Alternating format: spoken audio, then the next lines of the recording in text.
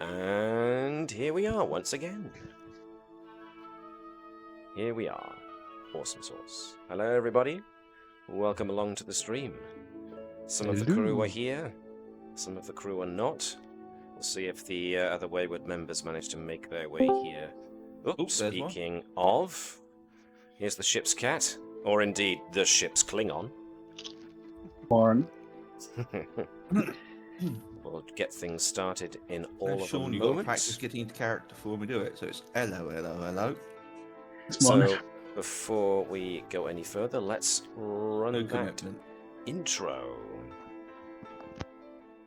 The intro that folks worked so very, very hard on.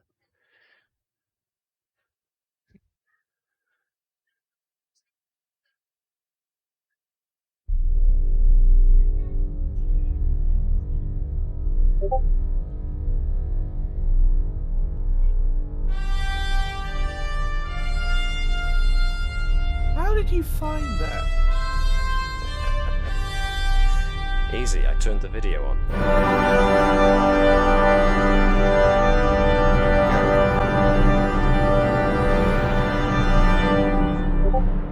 Just Google search.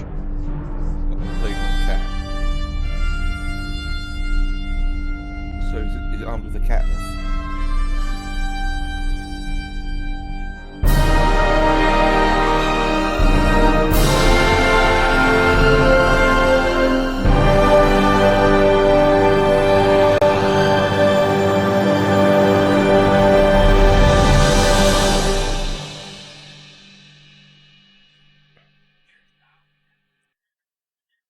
Hello everybody, and welcome back to the USS Navis's adventures. How are we all doing this evening? Hooray! That's good. That's great. Sorry, you were saying? No, I've spent most of my day painting the ceiling, so this will be a nice change from that. You paint it something bright to give yourself a warning before you bang into it.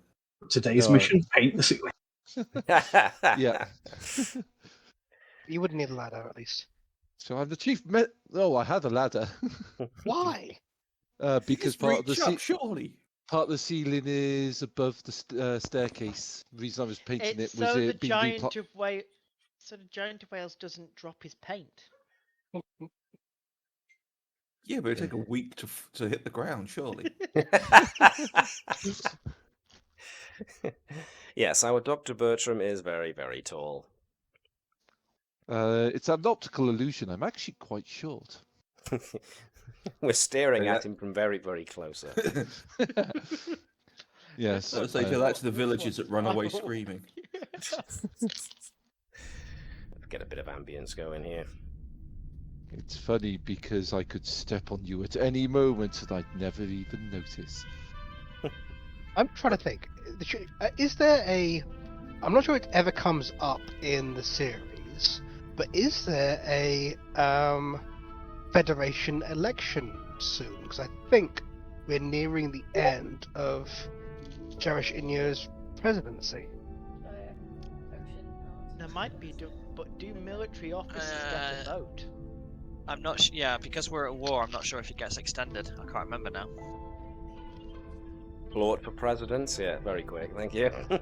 Victor, on this mission, it's like, does the Federation itself count as military rather than Starfleet specifically?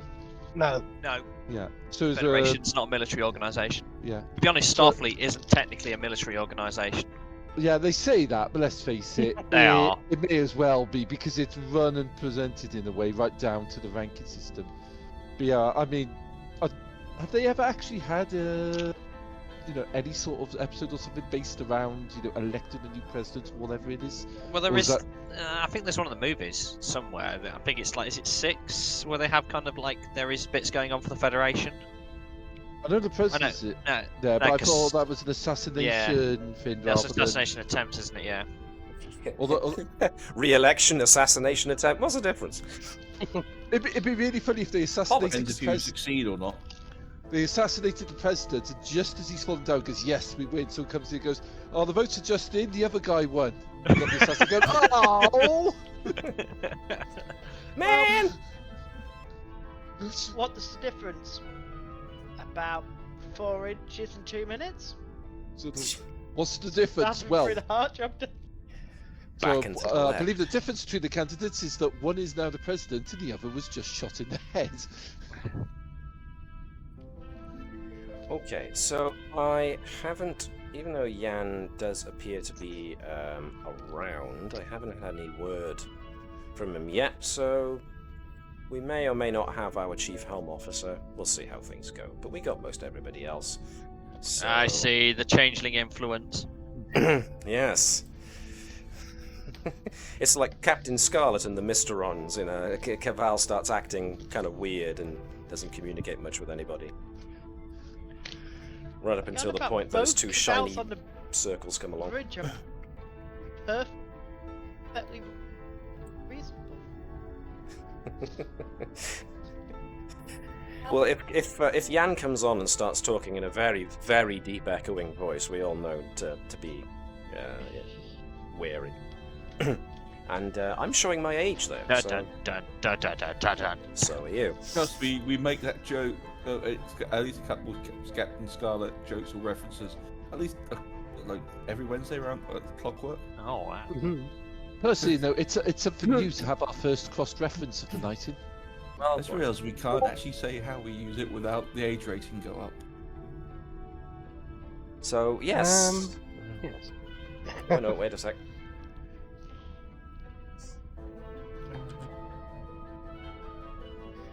His power's out. Oh dear. Less. Let's get over there and fix his power. Can I do it, Captain? Can I change the laws of physics? I cannot do that, Captain. I didn't like gravy. One hesitates to say, but the load shedding of South Africa has nothing to do with physics. Here Well, he comes. technically it does. For everything else is MasterCard? Steady now. Now we're getting onto the vein of advertising for other companies. Unless, of course, MasterCard wants to actually sponsor this bit. Nope, sorry, even I couldn't finish that. Quick, Caval, save us from the madness. Far too late for that. In any case. Sorry, guys. That's quite alright, don't worry about it. The madness was long since endemic to this particular group. In They can any go case. back, right? I have met a lot of you on occasion. So, Wait, you've before been we to South get... Africa? As long as there are no further questions, sure, let's go with that. Now, before we go into the start of the current episode, today's episode, we do our usual bit with in-between episode science. So we've got Dr. Bertram's organic botany-based medical science project going on. Is there anybody else who's looking to start their own project yet, or have we made this ship more of a prototype than it already was? Enough. That sentence sounded a lot better in my head than it did when it eventually came out of my mouth. Well, the next part of my experimentation can only go forward once I've actually been able to field test the stun gun. Which is a good point. We haven't actually done that yet, so... Because after that, as a if you potentially cast your mind back to the chat, there's been the idea of basically turning it into a ship-to-ship weapon. Yes, yes. Having to transmit over communications lines. Yes. Well, you know, I'm sorry, but if and when the you're my Navis ever own- turns into a pirate ship and wants to take over other vessels quickly, We can't do that. We already have those Orion pirates that are occasional reoccurring enemies. Isn't that right, Vibers? Yep. There won't Definitely necessarily be part needed of to Orion be Pirates. a pirates, but there will be, I suppose, at one point where a boarding may be required on a hostile ship, and we can do it bloodlessly. just as long as you remember to go "arr" an awful lot before when you do it. That's required, isn't it? As also pointed out, given this current war, and if we get it developed in time, it'll really annoy Klingons if we ever take a ship without a fight. And saying "arr" the whole time. Just roll. Looking through the histories, it doesn't actually say who replaces Jarashino. No, I don't think it ever did it? No, For those who are wondering, we're back onto the subject of the Federation president. I think it's definitely that he's still the president. He's still the president. 23, but not in 2025. Yeah, somewhere in that 2 years. Well, it's because of the attempted coup. It scars the political relations, and he basically loses. Yeah, but yeah, it doesn't actually say who replaces him. And the coup hasn't happened yet at this point, has it? But what year are we in now? The 23. We are in 2372, so it's Yeah, close. It's close to the end of where we know he's in power. Yeah. So, on a completely unrelated note, the new Excelsior refits you're talking about sound really interesting. Blah. Well, let's see. What You have could we get another been through 20 so far? years Go on, out of sorry. those ships. You could get another 20 years out of those ships, right? We have Well, clearly passed the you can point. Sorry, go on. Well, according to the last episode, you can get generations out of most of these ships.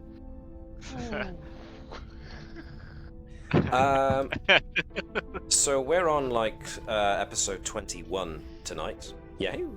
And way back at episode 14 was around about the time the Cardassian Obsidian Order and the Romulan Tal Shiar were duped by the Dominion and decimated.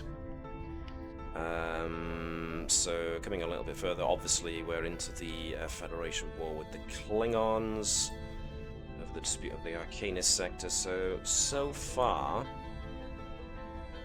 we haven't hit any other major The next open conflict hasn't actually broken fully. time frames as of yet. Yeah, so at some point, the Federation war is 2372 to 2373. So we're in that point. So it's late 2372. So the coup has possibly happened. Well, today's episode's star date is 50274, so that puts us in the 5 zeros. That puts us in 23, the early part of 2373. Yeah, so we're about halfway through the war then. Well then, back to the discussion about science. Was there anybody who had their own new science projects that they were looking to start, or were we just as going to get time on is with moving on a little faster than I thought, it might be worth my getting started on my project, so long as we set the difficulty high enough. that? So you wanted to try out the Tilly Carl's tractor beam technology, didn't you? Yeah, and my reason for those who don't know for not looking into the Telecal tractor beam upgrades up until this point is that I think they're in some ways too similar, in side effects at least, to the Breen weapon, which we haven't gotten to yet.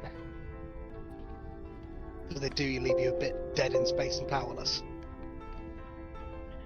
Yeah, there was that. So let's see, that was the... That's going back a few episodes now, actually. Let me see.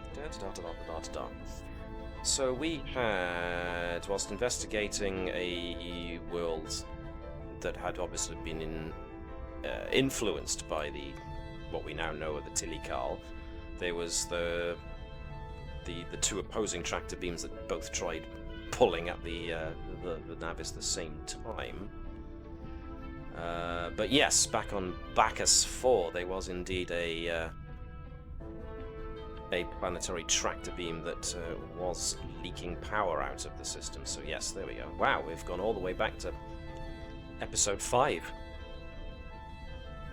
Continuity is our weapon against the Klingons. Yeah, continuity. What is this? So how many successes do I think that needs? That's pretty big old project, because the power systems, the power levels at least exhibited by the Tilical based tech were orders of magnitude Yeah. higher than that able to be produced by a standard Federation warp core because they were using basically planets as power sources. Yeah, so it's We more can grind up a few. it's the work on simulation levels at the moment. It would all Hmm. be working out how much power is required to produce those kinds of effects, and which of those effects are most useful tactically, and so forth. So what we're going on at this is similar to what Gareth's doing with Dr. Bertram, where it's more like a tiered project. One thing leads to the next. So the first thing we want to start investigating is being able to, generate the power necessary? I would say so. What was, what's this first step you want to take again, sorry? To determine what which effects are actually part of the same effect. So going back over the logs of the various times we've encountered these to work out, was it all just a really strong tractor beam, or was it a series of things being delivered along a tractor beam? So analysing the energy itself. Then working out, is it just because it was so strong, and if so, how strong does it need to be to have those effects? Would be step 2. Interesting. Okay, so... And So, then so step for 3 those... would be, how do I make enough power to make the thing work? Okay.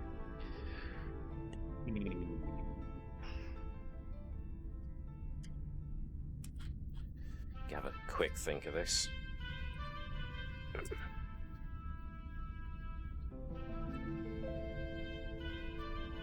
Sorry, for those who actually can't see what's going on screen, because I actually have to put some things into a text file just to write some notes down. So this is me putting my thoughts down, and so I remember what to do next time. Stream snipe, stream snipe, stream snipe. So, as with any scientific method, you get to propose between 3 to 5 different avenues of pursuit. Hypotheses. Mm-hmm. Obviously, if one or more of those are focuses that characters, especially Natala herself, have, then that would make a certain amount of sense. But at the same time, Are one you thing planning follows on the other. drafting any help? Because if Yeah. we were, so we then base it off your full skill pool rather than just your individual. Indeed. As I mentioned in the last science roundup, Natala was considering asking Edward's help because it's a Tilkali specialty, and you've been very involved along with the Well, I've got the archaeology trait side, familiarity, Tilakali's familiarity, ancient technology. and that's That too, and yeah. the focus of ancient. So I've got a trait and a focus that works with it. Yeah. Neato. Exactly. So, what would you like to propose as the 3 to 5 avenues of pursuit? But I think ancient technology is got to be one of them. Quantum physics potentially. Yep. For Natala, certainly, we're looking more in the quantum mechanics side. So, are we keeping quantum physics and quantum mechanics separate, or are we making them the I same don't. thing? Do we have anything one with quantum physics? Do we? I think Natala's the No, only one but it with would be quantum a level it would- focus. It would be a science. It doesn't necessarily have a focus, but it would be a science level thing that we both could pour into. Yeah. Saying we don't have the specialities in it, but we're both science. Well, I've got things. I've already got a close. I've already got a close speciality of that with quantum mechanics. All right, fair um, enough then. So, if we're ancient looking technology, at- quantum mechanics. Yeah. If we want to look at what other people have got as well, it seems like at some point in this, power is going to be very important, and so looking Power at systems. Nova and Vibers. I was thinking power regulation. Yeah. So the power systems from Vibers and the power. Yeah,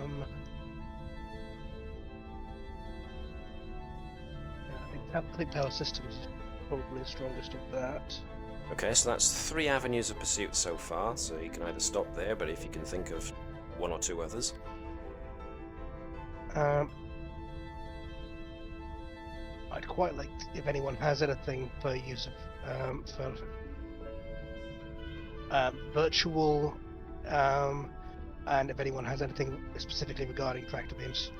I don't know that we have either of those. Has anyone dangerous enough personality to have anything to do with the holodeck? I don't think anybody does have anything specific to tractor beam science, no. But again, that's a possible avenue of pursuit. Yeah. So, I call it at 4, or do you want to put a 5th one in just to be complete?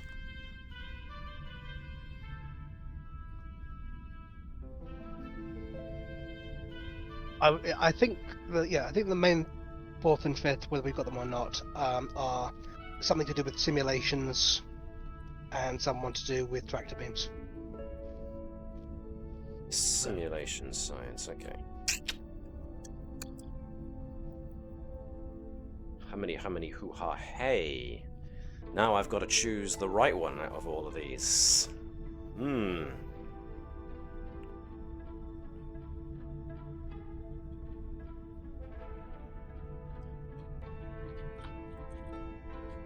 Okay.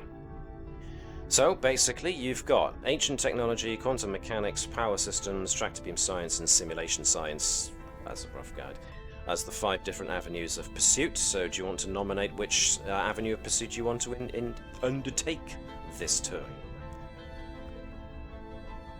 Anyone got any opinions? I'll go for ancient technologies. Or actually, no. Again, at the beginning, makes sense. Alternatively, there. I'll say quantum mechanics. Quantum mechanics. We've got Lieutenant Monod also has quantum mechanics. We've got 2 people with that focus. But if anybody else has any thoughts on the matter, speak now. No. Can you get Hello to work on ancient technology? Ooh, that's a good thought. I'm actually slightly concerned about using Tilkali with Tilkali. Actually, that's a good point. We really want to teach a talking thing its own manual. Yeah, that's a good point. Okay. What's that? It's plugged itself into the ship and is now walking us straight into a black hole? Okay. Obviously, it wouldn't probably go to the black hole. It'd be something else. Andrew's just going to lean back in the chair and like, told you so.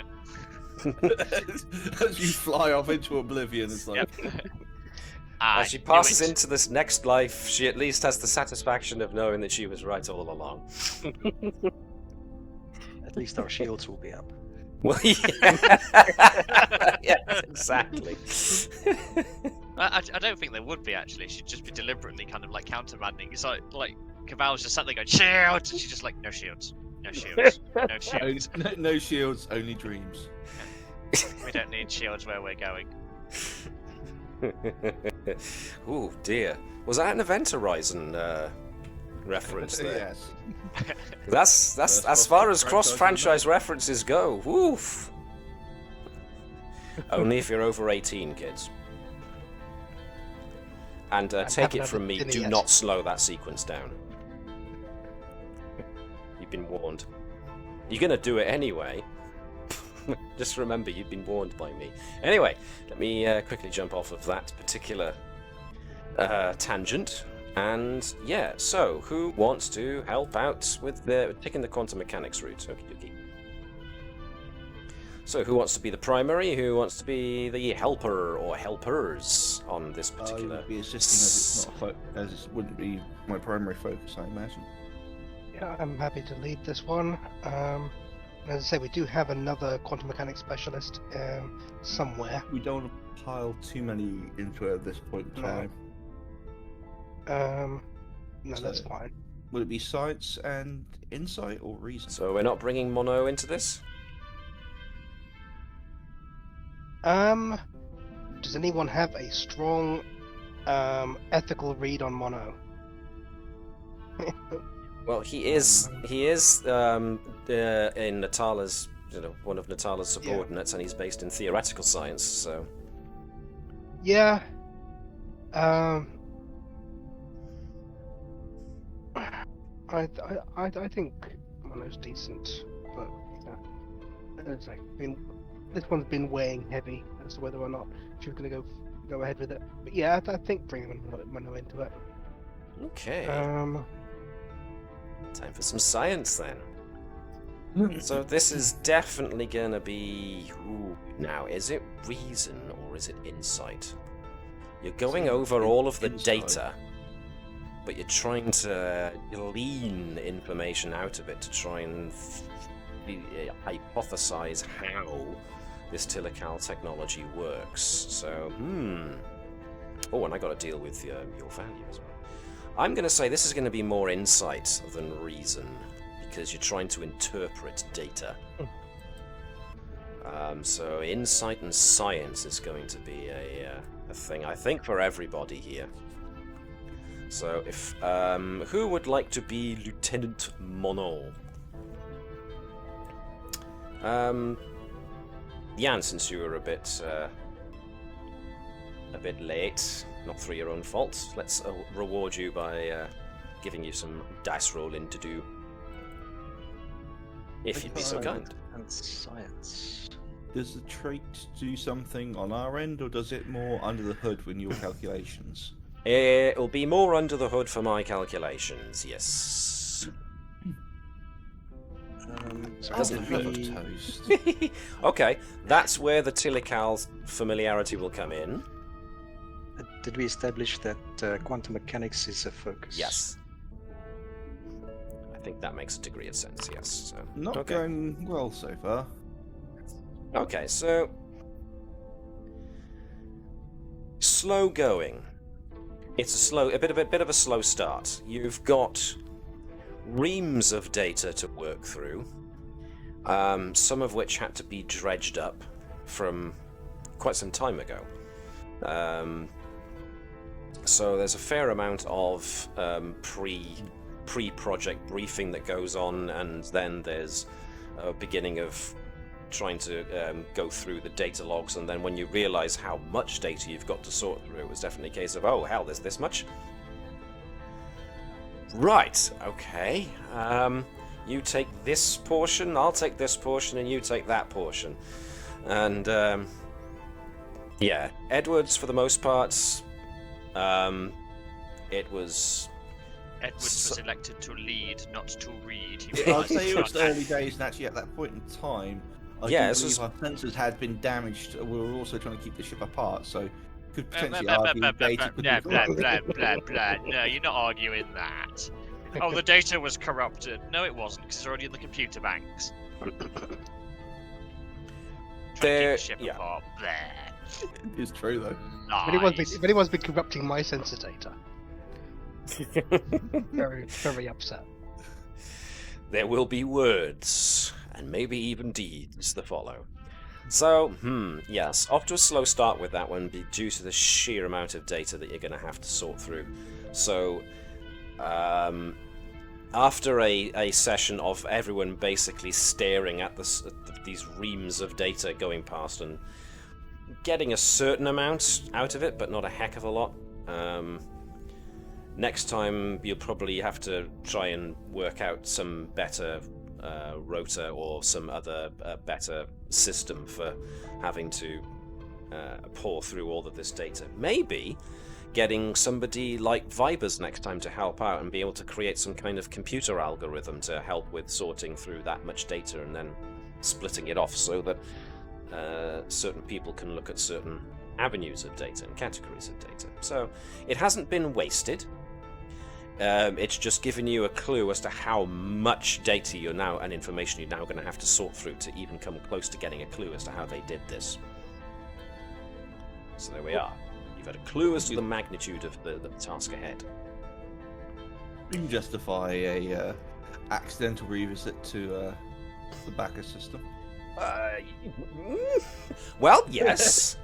However, if you cast So- your so minds you're- back, You're now leading Yes. us to... Yes, to... It's exploded to a degree. it's a big old ball of debris now, and well, not even a ball anymore. It's a big old ring of Mr. debris Ch- back there. So. Mr. Changeling is leading us to a very unstable area of space. Noted. Well, Stoker would be proud. Yeah, Stoker would be very proud of it, yeah. Well, when you're talking about callbacks, there you go. And Never Gareth, forget. brings us nicely on to a continuation of Dr. Bertram's science experiment. So, yeah. We had gone down the avenue of xenobiology. Yep. And we were quite far down that avenue of investigation, and we had Ensign Fizal and Ensign Eric as Bertram's assistants. So if I can get Sean to be, I don't know, Fizal, and get Navis to be Ensign Eric. What are we Navis doing wasn't allowed to roll. here? Reason and science Although is fine. Oh yeah, although Alex and John had the complications. It's fine. It's only sentient moss man, you know. So, reason and science, or reason and medicine, either path are acceptable. Well, that is a fair point. There were at least 3 people involved in that role, and so one of those complications would be ignored because of the transparent figure of them. Yes. And another complication was brought up as a result of, and was potentially nullified due to the trait that Edwards has in regards to tilical familiarity. So, like I said, it wasn't a failure on the thing. It was just a slow creep. So let's see. We've got Fizal has 1 success. Jenny has 1 success. And what about Dr. Lloyd himself? I'm going to throw in Researchers Foundation again, as I've been doing Yaha. so far. Very passionate about his science, and then some. Yep. Okay, so Yes. you've come to the logical conclusion of this particular avenue. Xenobiology certainly had a lot to offer, insofar as there are a good couple of xenological life forms out there whose biology behaves in interesting ways. Some species are able to regenerate quite quickly, so being able to use that kind of rapid cell growth or rapid cell regeneration around some kind of what was it, the terminology used, it wasn't a frame, it was like a scaffold. There we are. Yeah, scaffolding. Certainly has promise, but as far as being able to actually create these templates in order to be used, xenobiology got you some clues, but wasn't the one that will lead you to the answer. So the ones you have remaining to choose next time will be biotechnology, botany, biology, or surgery. Yep. Cool, So, cool. if you've got an idea of which one you'd like to try next, and you want to mention it now, that's cool. Otherwise, we can wait till the start of the next episode. In plant-based foods, I might try botany next, as Okay. it's the template scaffold plants I'm trying to make. Yeah. Cool. So, nice. A lot of science done there, which is very cool. So, with that in mind, before we get started on the episode proper, is there anything anybody wants to ask, wants to do before we start? We have the question of whether Natala was keeping the safety in numbers value. Ah, yes. Very good point. Well, this could be very much down to your interpretation, John, because, Natala's your character, and you brought up the point that because she had to act on her own, is safety in numbers still a value she wants to keep? So coming away from last episode, which was... Oh, blimey, I'm so quick I to quite like to forget. consult people who use their determination a lot, because it's not something that I've ever really gotten into. Hmm. So this was I know about some people the just spam it out. convoy to Cardassia that you ran into Klingon mines. That was it. Yeah. The minefield. Wartorn was the name. It was your Indeed. problem, not mine. So yeah, I mean, other people use determination a lot more, but none of you have actually, as far as my memory serves, actually questioned how do any of your characters' values come into question.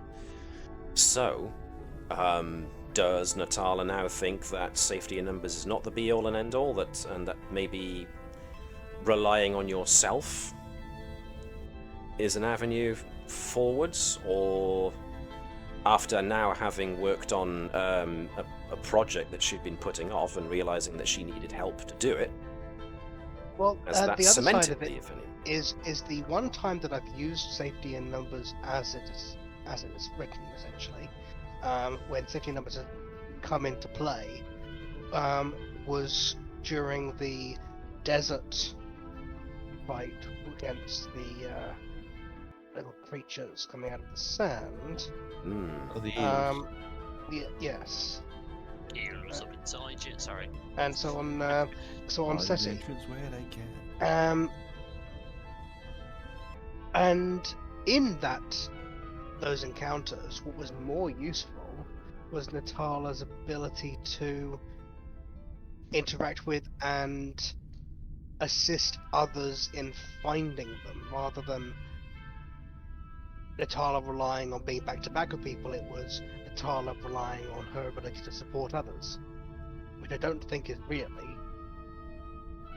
in train exactly with the safety in numbers value. So I think possibly wanting to reword it to something more supportive rather than self-supporting. So rather than suggesting that Natala gets safety in numbers, it's more a teamwork kind of... almost teamwork is the dream work, if it wasn't such a cliche thing. So yeah, there's a way of phrasing that better. Hey, if anybody in chat is watching and can actually think of it, feel I free to like give us a that hand. quite a lot. What was that, sorry? United We Stand works a little bit better, doesn't it? You're welcome. Divided we fall. Or was it just United We Stand we wanted? Well, it depends how much room you want to take up. But, yeah. Then let's stick with United We Stand for now. Yeah. Alright then. There we are then. So a value was questioned and it has been reworded as a result. So Natala forced to very much question one of her overall values and has come out the other side as a result. Cool beans. Very nice. Right, last call. Anything anybody else wants to do? Okay then. So, this episode takes place a month after the last one. And we have the following as our starter. Captain's log, stardate 50274.6. The Navis has been called to assist a Federation science team in the Omega Draconis system, currently studying an ancient artificial satellite in orbit of a black hole. I'm told the request came with a security identifier that suggests someone on the project has high enough clearance to have the ear of the Admiralty. So...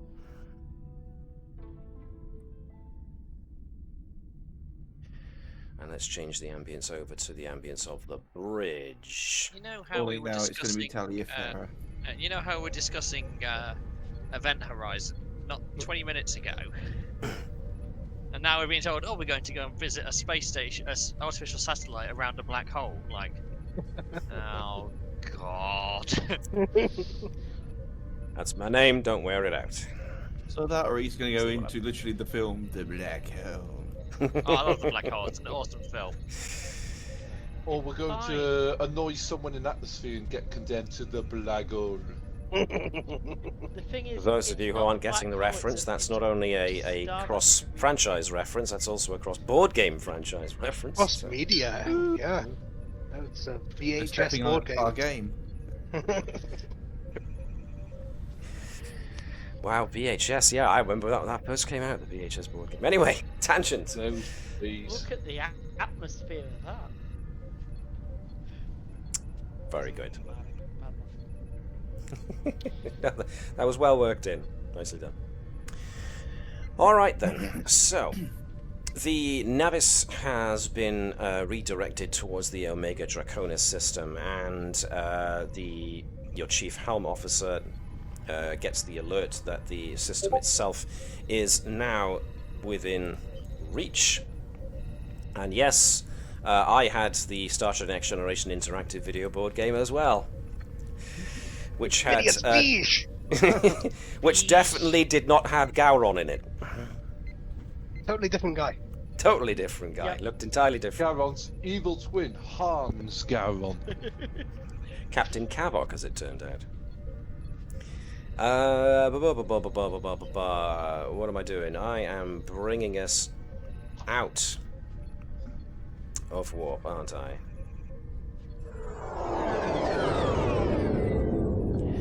So, the Navis is brought into the Omega Draconis system. And, as expected, there is the sight of a black hole. Sensors reading its accretion disk and all the rest. The sensors are lighting up with quite a few different readings coming in. So, just to gain us some starting momentum, I'm going to throw us very quickly back to the Navis bridge.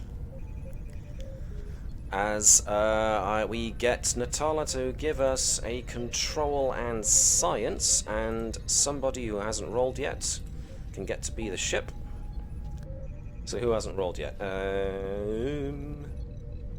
Alex, you've rolled. Jan, you've rolled. Sean, have you rolled yet? Yeah, what's feasible? Right, so that means Webby. You can be the Navis. So if the Navis can give us sensors and science, and Natala, of course, can give us control and science with your focus. And that'd be awesome.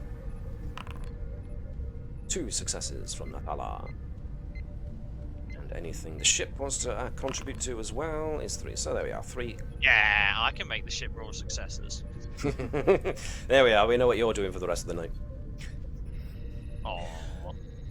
Okay, so reams of data are coming back, and so as you get all this sensor data, you realize that the black hole is actually being contained within a gigantic electromagnetic field that appears to be being generated by the artificial satellite. I'm just going to throw us quickly back into the starfield. So, the black hole and the area around it is one massive electromagnetic field. The source of it appears to be this artificial satellite just outside of the field. The amount of power necessary to be able to basically throw a black hole into stasis doesn't bear thinking about. One other interesting bit of sensor data that you get is that there is a single planetoid in the system. Now, from the size of it, it would seem that the planetoid itself is a lot smaller than it may have been originally, which would make a certain amount of sense if the system's star went collapsed in on itself and created a black hole. And it's possible that during the initial stages of the black hole forming, these parts of this planetoid were ripped off and swallowed by the black hole itself.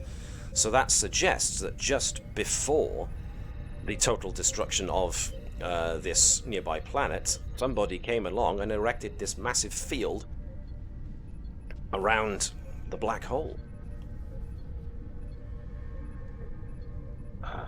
I would like to reassure everyone that the term black hole bomb is rather non-descriptive, and that just because something is probably being powered by a black hole to achieve containment of a black hole, and this would be referred to as probably being related to a black hole bomb, that doesn't necessarily mean it is a bomb. Thank you, I- Commander. I heard the word bomb a lot. Sounds Yeah, funny. That's a really long-winded way of saying Romulans. Shields. Yeah. Andrews is suddenly getting a ping in her ocular implant. Shields How far captain. away are we from the? You're at the system's edge and you're coming in No, I meant so- from the Romulan border. from the Romulan border. You're a fair ways away. We're still in Federation space, but on the Eastern Galactic fringe, as it were. Of I wanted to say everything is fine whilst using the word bomb 9 times. It was subtle and laced with innuendo. It was, I'm sure everyone's fine with it. It's not a bomb, honest gov. So you went to a black hole bomb. I went to who has the power to put black holes into stasis? That planetoid is Gallifrey, isn't it? And there's our other cross-franchise comment of the night. It was going to happen one day. I would probably be in agreement with Caval on this, especially being this close to a black hole, is that I'm going to be very twitchy. At which point... Oh look, we're starting to get, sort of like the hull stress is starting to increase. Yay! At which point, if I can just get this to load... Captain, we're getting a hail from the science station on board the artificial satellite. Says Ensign Keshen on comms. Put them through, Ensign. Right, so the view screen flickers over from the view of the system to be that of the interior of a standard Starfleet / Federation science outpost, and the woman who fills the screen is a Vulcan woman with long, straight hair. At which point I also have to throw myself over to this one. Ah, good. Someone has responded. Greetings. I am Dr. Talan.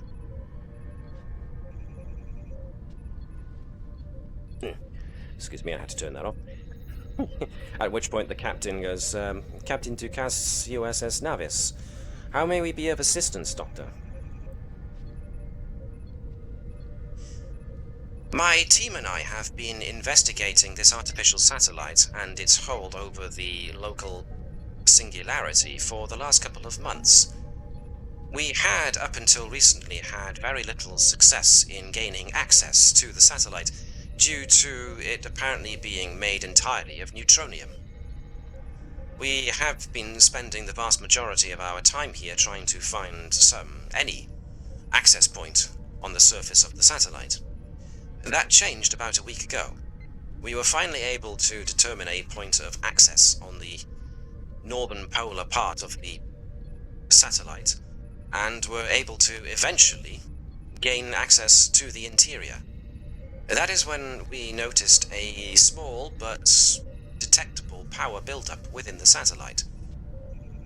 We are, at this present point in time, unable to fully account for what was activated and what purpose it necessarily achieves. However, the initial survey team of 6 of my scientists have not returned from the interior.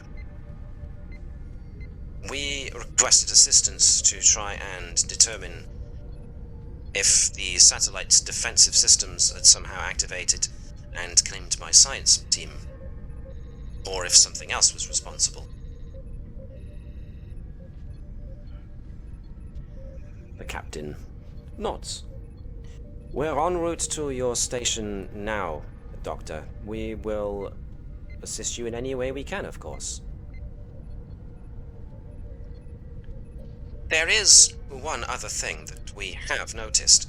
It was almost undetectable at first, but over the period of the last 5 to 7 standard days, we have noticed an alteration in the singularity's axis. At which point, Captain Dukas kind of turns around in her seat and looks towards Natala. To get a similar reading. So this is basically me giving you another excuse for accruing a bit more momentum. I don't like this. He's awarding us a lot of momentum very early on. Well, plus who here would be aware of the abilities, properties of pure neutronium material, particularly for Holland armor? It's come up a couple of times. Well, I know of one example. It's quite infamous. The Planet Killer The original. Planet Killer. Yeah, that's exactly what I was thinking of. Spock turns to camera. There is no known way of penetrating neutronium. Yep. Right. Natala, with that sensor scan, since the captain asked for it, does get that there is a detectable, very gradual, but definitely a detectable tilt going on with the singularity. Based on current projections, at the moment, it's the tilt means that the relativistic jet coming off of the singularity, which itself, the relativistic jet is not being contained by the electromagnetic field around it. The relativistic jet coming off of the black hole is now starting to tilt, and the angle would suggest that at some point in the near future, it will cross the planetoid. And you did get life signs on the planetoid. What clock does that give us? It probably gives you days. Is this a black hole bomb or a black hole gun? Or either way, if it's leaking, amounts to the same thing.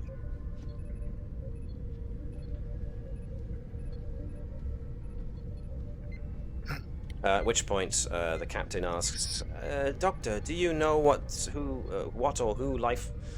That doesn't make any sense, man. Let me try that again. Doctor, are you aware of any sentient life forms on board of the planetoid? Yes. Our initial scans indicated a pre-warp civilization.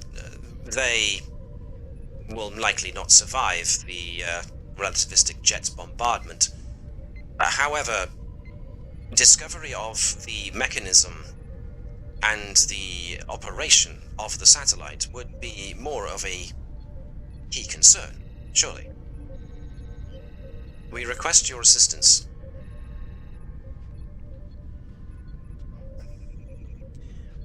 The captain gives the signal for Ensign Keshen on comms to pause transmission. She doesn't seem very concerned about the civilization on board the planetoid. I thought the same, Captain. It's possible she knows something we don't. She is Federation science. They don't tend to. The last ones we helped didn't care much about the people they were watching either. And she's Vulcan. Vulcans rely on logic and repressive emotions doesn't mean that they're callous. The jet is very high in energy, as what it can't be otherwise, given the circumstances. We don't necessarily know what kinds of radiation it might contain. There's a possibility that it wouldn't be harmful to life, but I wouldn't bet on it. I wouldn't. Yeah, the chances of that are slim at best. We want to gamble the fate of an entire sentient species on No, that certainly possibility. not. Certainly not. But it would. But the Doctor having more information than we do and knowing otherwise would explain something. So, I go on, sorry. get the general feeling that something is off here. I really don't like this situation. Is there any way we can pull up information on this Talan and her science team? Yes. In the I'd like meantime, to though, actually know who was it that requested us to to arrive here as well, Captain? Because she didn't seem to realise that a ship was en route by her initial response. no, she didn't. This does ring very, very strange. But we can't keep her waiting. We are under orders to render aid to the science team, but... Open a channel again, Ensign. At which point, yes, the channel is reopened. We are en route to you soon and will be with you as soon as possible. Doctor, but have your science team given any thought whatsoever to the civilization on the planetoid? We were tasked with investigation of the satellite, Captain, and that's what we intend to complete. If you are yourselves very concerned about the civilization on the planetoid, then feel free to devise a means to move them. Until then, we await your arrival. I see. Very good. We will be with you within the next... She looks over at Cabal, who can give an estimation of being 20 minutes before the ship actually arrives in orbit. And the captain tells Dr. Talan as much before signing off. Okay then, the captain says. Thoughts? Recommendations? Anything? Structure around black hole isn't natural. The most likely source of it would seems to be protecting the planetoid or the species that live there or lived there. Given we don't know the age of the structure, that could be something we want to find out what the science team know. It occurs to Mr. Edwards, I mean, I don't know if Alex has any experience with the original Star Trek, the original series. Not much. Bits and pieces, but very rare. So it would behoove Ensign Edwards at this point to speak up and say, you know, people seem concerned about this neutronium business. Why? Because the last time the Federation encountered an item made of neutronium, it was an unstoppable planet destroyer, known as the Planet Killer. And good evening to you too, Suitable Substrate. Notably invulnerable to phaser fire, most torpedo weapons, virtually anything we could throw at it. Plus you can't scan through it. They found a weakness by firing down the throat of it. I fired down the throat, if I remember right, literally flying a starship in there and blowing it up inside the device. Yes. In this instance, the equivalent to the throat would be where that jet is emanating from. Yeah.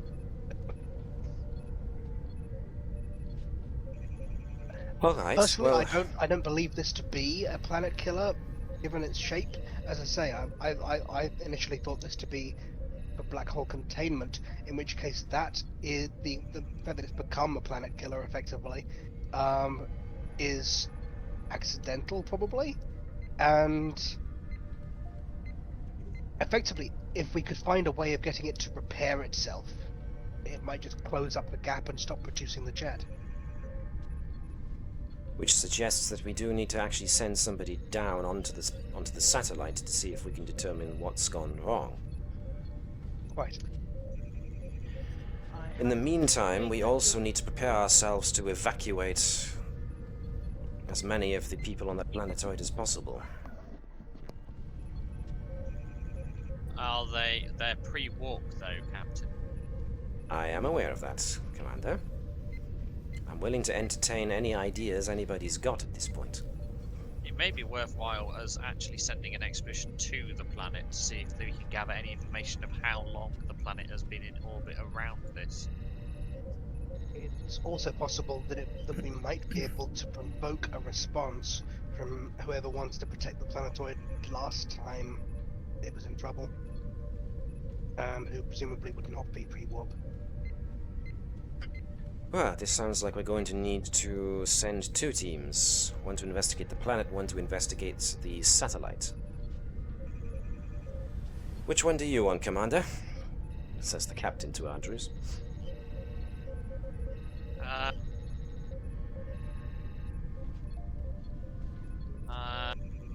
Yes. I'm trying to work out which one would have the most risk. The satellite will potentially have the most risk.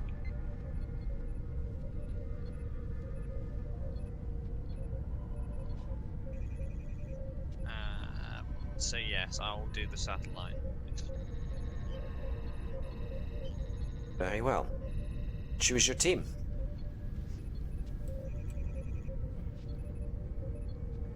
Any volunteers? I'll go to the satellite if needed. You're after an engineer. It sounds like more of an engineering problem than the alternative. Oh, I'd say science. Satellite also might have atmospheric issues. I have no problem with operating in EVA situations. I would say that, Mr. Edwards, you are more skilled at cultural relations, so you'd be better on the planet. Either way. Either or, Commander. If you think I'll be best on the planet, then I'll go. If you could find on the planet some proof that they are connected to the construction of the black hole containment, that would probably be key to this. Alright, so who's going with Andrews to the satellite? Who's going with Edwards to investigate the planet? I think it might be Natala Vibers Andrews to the satellite, and everyone else to the planet.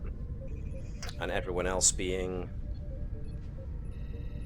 You want Bertram to go to planet in case there's any medical stuff going on there.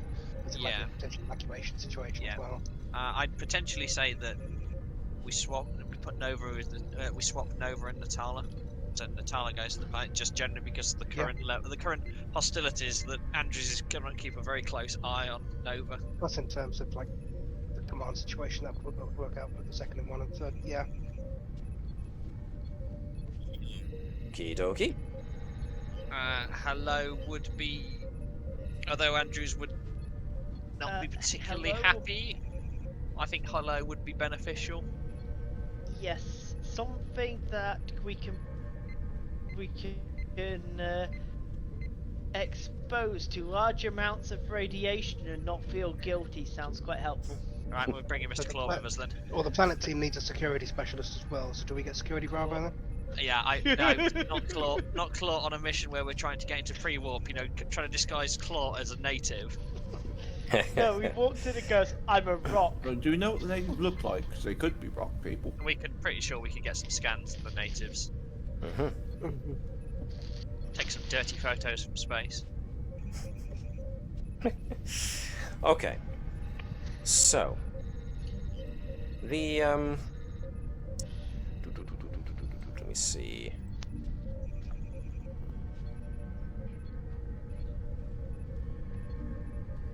No,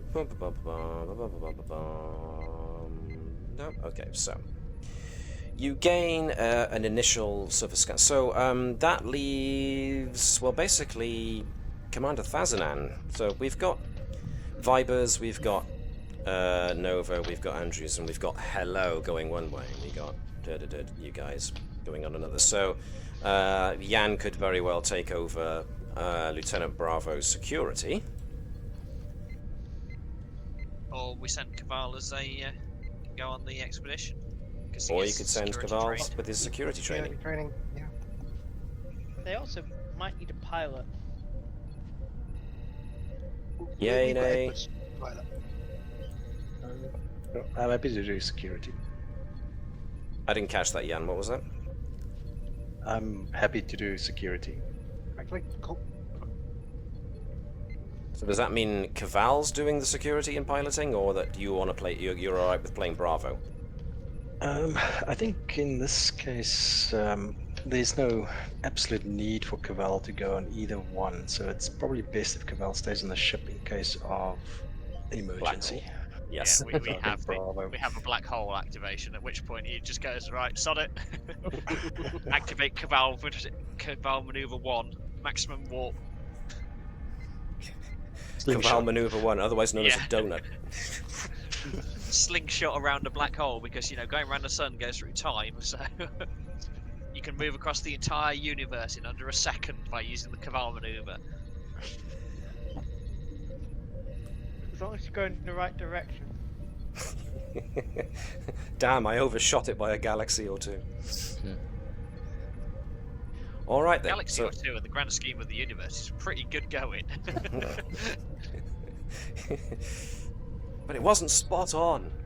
Ah, Thazanan needs to yeah. be spot on. Yeah, I'm only 95 parsecs out in the grand scheme of things. That's nothing about. It's 95 parsecs too many. All right. I think that might be a problem. We were in a ground vehicle when we started. Is everybody all right with that setup? Yeah. Yep. Sean, you all right with that setup? No, Yeah. you're muted. Yep, groovy. So this is Hello's first outing. Ah, isn't that nice? Right then. Oh, Andrews is taking a Type 3 phase just in case. Escalation, you say? Okay. It's not escalation, it's suppression. If Hello goes AI, it goes rogue. Escalation, you say? I don't know why, but I swear you was just like wanting to say Nova. Nova goes rogue. Okay, so here's another question for the satellite team. Are you going to pay the satellite outpost, the science outpost on the satellite a visit, or are you going to go straight to the interior of the satellite? Well, we said that we would go to the satellite to listen to what the science team had to say, so I think we go there first. Yeah, I think we probably should. Seems rude not to introduce ourselves. Okay. Cool beans. And that leaves the rest Just of fly your- past them and go, we're the Navis. I was going to say something that made this a PG then, but I didn't. We do what we want. Drop a couple of quantum torpedo mines as we just fly past them and like, sup? Sup? All right then. So, the satellite team. Are you guys, I presume, are suiting up with EV suits? I'd say we take them with us, but we don't have them on if we're going on board unless we know that we need to for the civilian area. Well, the research station area. Cool, so you got all those, and Unit Hello has got the machine trait talent, so it does not need one of its own. Cool beans. So before the and as far as the planetoid team goes, you probably want to give the planetoid a scan from orbit before you actually beam down. What you find is there are a couple of pockets of civilization. It seems that only real one continent has survived the cataclysm of the initial part of the black hole formation. There's evidence of a what's the word I'm looking for? Proto-industrial kind of civilization going on down there. So there are things like windmills and water wheels and the like. A lot of very agrarian scenes down there. There's lots of very tidily plotted out land. Evidences of animal husbandry and farming and the like. The creatures themselves, the natives themselves, can I find an image to show you? Roughly, briefly pre-industrial. Yeah. Can I show folks that? Let me copy that and show you what you're dealing with. So this is just an inkling of the kind of. So they're very tall, very thin, very long-limbed and long-necked creatures. Slender people. Yeah. But they've actually got faces. If we're going for the Slender Man reference there, which means that's another entirely different cross-franchise, cross-content divide. So, yes, the old prosthetics department is going to have their hands full here. Well, sure. I think it's. I mean, Bravo is okay. Edwards is okay. Bertram's okay. It's just. Oh, yeah. Sorry. I was thinking of humans now. Totally not okay. Yeah, so they are humanoid, they are bipedal, they've got 2 arms and opposable thumbs and all that, but they're very, very long-limbed, very tall. Be a hollow, hollow pattern. Yes, it might have to jury-rig some kind of personal holographic emitter for each.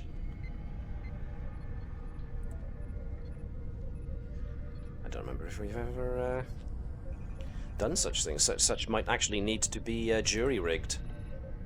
Sounds like an engineer job to me.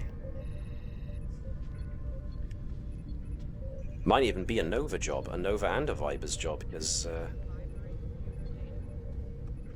they're used to altering things that are meant to work a certain way.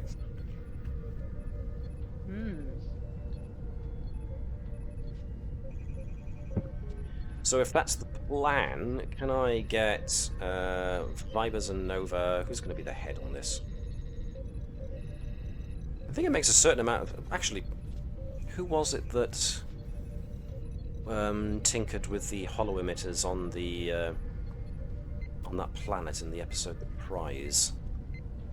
I think that was... I think the Nova bleeding for anything hollow or weird. Hollow and or weird. Yep. It sounds like a Nova jobby then. Alrighty. So if Nova could give us a... what do we think? We're creating something from something else, so...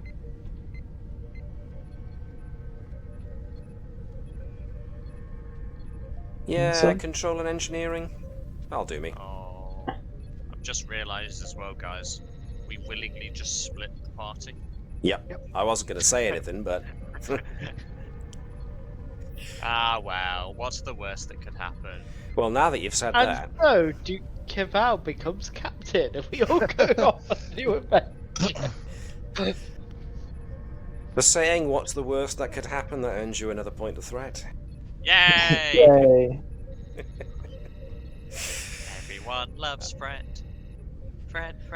So, yeah, if I could get Vibers to assist Nova with a control and engineering check, let's make it difficulty 2. You've done this kind of tinkering before, but there are ways it can go wrong, definitely, so... Tinkering and technology. I guess. Oh, definitely. Focus. As far as Vibers goes, well... Nothing there. But that's 3 successes, which was 1 over and above what you needed, and so you managed to create a load of jury-rigged personal hollow emitters. The planet's crew are warned that if there's any jostling, any sudden impact, or any electromagnetic, any electrical disturbances in the area, the planetoid team need to avoid those at all possible because they could interfere with the hollow emitters. And if you start tasting metal, don't worry. It's only mild radiation poisoning, it's fine. Or the taste of an animal and blood in your mouth, that's just ignore it. Oh no, that's the side effect. You should pay attention to that one. Just the taste of metal. Specifically copper. If you get a sudden pain in your left arm, then yeah, see a That's doctor. fine. That's fine, just need to give it a good rub. Alright then, anything else? Any other preparations that need to be done, do we think, before we split the party? Okay, so these... Got any more of that anti-radiation, Moss? As it happens. Yes, I can provide you with some if you need it. Probably a good plan. If Team Planetoid want to carry anything extra. But Good. answers. Sorry, I talked over you there. I didn't answer for days. Are you shuttling down, or are you teleporting down? There's no interference that would suggest that using the transporter system would not work. However, if you prefer to take a shuttle, that's fine too. So you have either option. I think transporter would be fine, but I'm just worried that there might be interference because of the When the race starts to get closer. the relativistic stream. So maybe We've take some theoretically better nuances. got a couple of days before that happens, unless anything dramatically changes. So for the moment, you should be fine. So yeah, So keeping. probably transporters for now, and Yeah. be prepared for things to change. Alrighty. Yes, indeed. Bertram will provide Vibers with some doses of Hyrolithium and instructions on how to use it as well, including how to actually safely seal it away once it's absorbed the radiation so that it can be safely disposed of later. Rule 1, do not eat. Yeah. Rule 2, do not lick. Rule 3, obey rules 1 and 2 at all times. What if you chew it but spit at the end? No. Glomyromycota is the edible one that also glows. I can give you some of that if you want, but it can't absorb radiation. Yes, please. Rule 4. If Nova suggests using anything not prescribed by Bertram, the answer is no. Yeah. So Glomyromycota is a mix of emergency food supply and also a non-technical logical light source. Hyrolithium is the radiation absorber and protection. And I also have Bertram moss, which is basically the aggressive energy consuming moss. Might be worth taking a sample of the Bertram moss. Yeah, can Okay. I have a sample of that as well?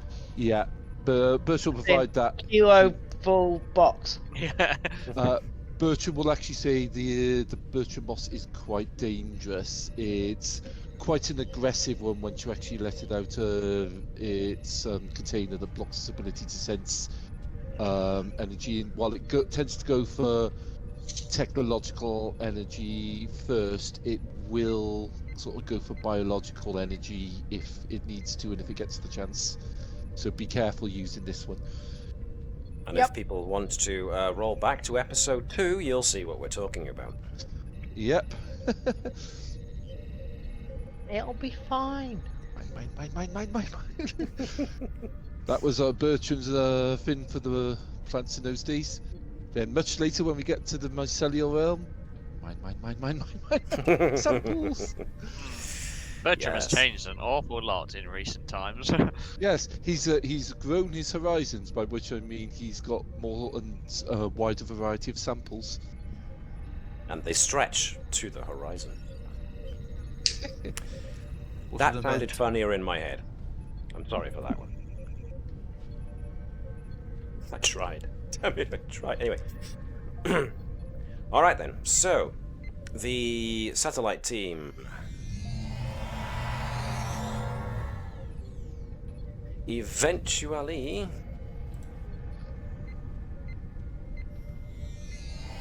arrive on the science outpost.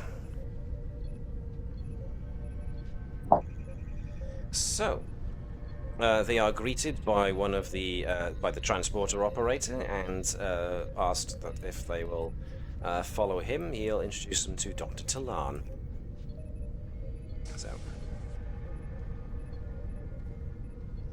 So if there was anything they wanted to discuss with Dr. Talan, now would be the time to do it. Unit Hello just kind of drifts forwards.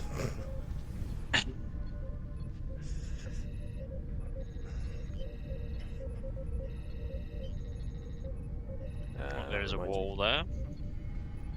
Oh yes, there's a wall there. Oh, good. Standard layout. Right. Yep. Good to know. So yes, as has been suggested, the layout of the place is your standard prefabricated science outpost.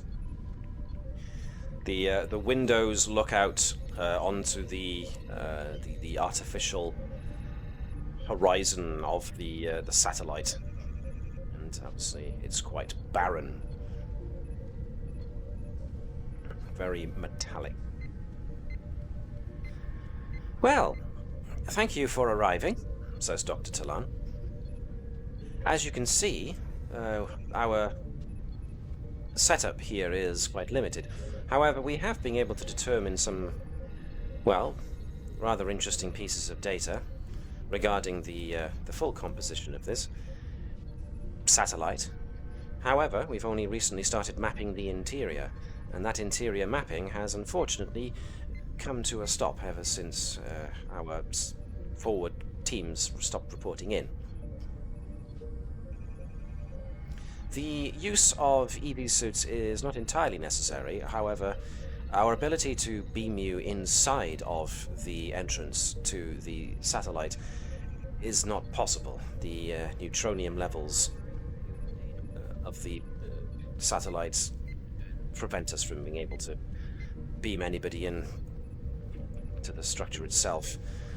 So you will still need your EV suit to cross the short distance between this outpost and the entrance that we've mapped out. We have set up some communications, but as you might imagine, the nature of the satellite interior means that communications will be difficult at best. So, is there anything else you wanted to know? How many people have you sent in already? 6. Our initial survey team. And you said that none of them have been able to return since. No, I'm afraid not. Which was why we asked for help. As you can see, there are not that many of us left to conduct much of a response. We sent in a second team, but they were quite small in number, only 4. We have heard from the junior science officer that we left close to the entrance to the satellite. He has reported back a couple of times since his posting, so we at least know he's still there. He might have more information for you. Could we see the maps and data you've already collected? Of course. But I warn you, they are very incomplete. So, on this hollow table here, there's a diagram, a rotating diagram of the artificial satellite itself, and close to where there's a large bleeping dot to signify the science outpost itself, not far, relatively, along the surface of the artificial satellite is another marked entrance, another marked area, which is probably the entrance, as a couple of hallways and such have been marked out, but not many. As you are watching, though, there is the blip of what you can only assume is the science team, because it has the icon of the Starfleet insignia, and a close-up will show the individual personal IDs of those science team members. There appear to be a pair of them, and they are sending back mapping data as they go, and they are moving pretty slowly at the moment. They're not that far from the entranceway.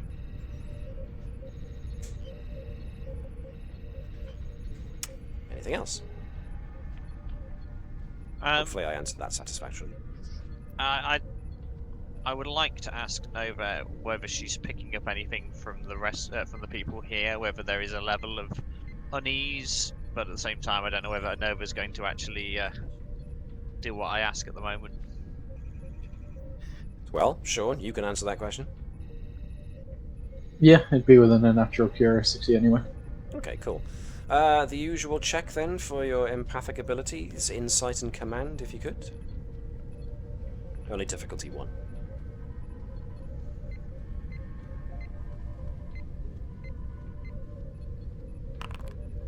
2 successes, cool. So you get 1 above, 1 on full momentum again. Alright, so the general state of emotions of the folks around here is a mix of, very definite curiosity. They know they've got something really big here, but there's also the lingering sense of anxiety. This lady in particular keeps gazing off at this empty station by here with a twinge of, loss, basically. She's very anxious for somebody, so you would suggest that she had feelings for this other individual, whether they were, a strong friendship or an actual romantic interest is difficult to tell, but she's obviously worried for somebody that used to stand there from the way she keeps looking over at it. As usual with Vulcans, it's very difficult to get a read on Dr. Talan herself. The only thing that Nova detects there is the very regimented, very business-like strategy of, emotion of curiosity. Anything else is being suppressed through the usual Vulcan methods of emotional suppression. So.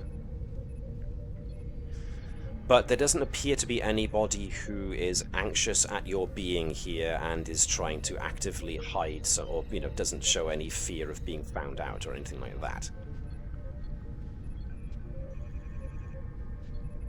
Hopefully that answers your question. We're all sitting, waiting for Nova to say that she's hiding something, and going to sit and wait. Well, one imagines this isn't a conversation that you want to be had out loud in front of Dr. Talan and her guys, so... It totally is. Nova just points the finger like, suspicious!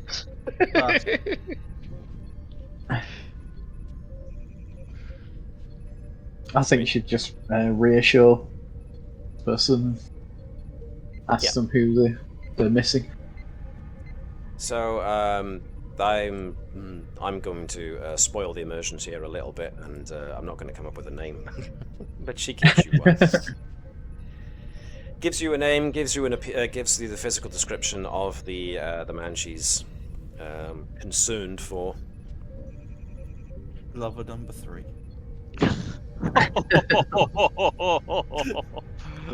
Jesus. If you want to get like that about it, okay. I know that but I thought I'd fill in the gap. I know that we're a lot more inclusive now, but come on. It's like... In any case, yes, she appreciates the Hugh man. Yeah, thank you. That's what we'll call him, Hugh. Oh no. We've gone from Jenny Eric to Hugh man. Hey, don't do man Jenny with 2 Eric. N's. Man with 2 N's and an E. In any case. Apart from Ferengi on his mother's side. Ew. So his name is Hugh Mon. Don't even want to think about that. Too late. So before I get trapped in that particularly horrifying mental image... That's it. We didn't. Yeah, quite. Is there anything else you want to get done while you're here at the science outpost? You first, Iris. I want to grab their logs for anything that's potentially relevant. I.e. Wow. Broad strokes. history and every single bit of things they figured out about the technology that I throw on a pad for later reference when I'm at a crunch point. Well, luckily for you, the list of what they've discovered so far is really, really short. Uh-oh. Doesn't even fill a page. Made of neutronium seems to be the single takeaway from being stuck here for months. Every question that's asked is answered by "It's made of neutronium. We can't tell." Yeah. So you've got the basic diameter of the sphere that they've mapped out, and they've got the distance of the discovered entrance point from the place where the science outpost was established. So, what's it made of? Neutronium. How thick is it? It's made of neutronium. How old is it? It's made of neutronium. Well, there you go. Food it today. It's made of neutronium. So what we know at the moment is the science department has a ruler. 'Cause Yes. nothing else has worked. It seems, from what you've discovered, they basically had to designate a starting point, which you imagine is where they plonked the outpost down, and then they searched grid by grid until they could find some way of getting in, and naturally it's taking them months. So there's a heck of a lot of entries of searched grid 1, nothing. Searched grid 2, nothing. On and on and on. And yes, the answer to most of the questions was it's made of neutronium. Anything else from the science outpost team? Webby, you had something you were going to say? No, that's pretty much what I was going to ask. Cool. Alright then, so it seems that all that's left for satellite team is to actually go into the satellite itself. There is what's the word? Airlock over off in this direction, so you guys can actually use your EV suits and enter the airlock in order to gain access to the exterior of the satellite. They have marked the entrance using lit magnapoles that will show you the direction to go. There is an atmosphere apparently inside the satellite that is breathable, so you'll only need your EV suits to cross the distance to get to the hatchway to enter into the satellite proper. Okay, let's go back to Team Planetoid. So, what was the plan, guys? How are you going to do this? You've got your jury-rigged personal hollow emitters, so how would you like to do this?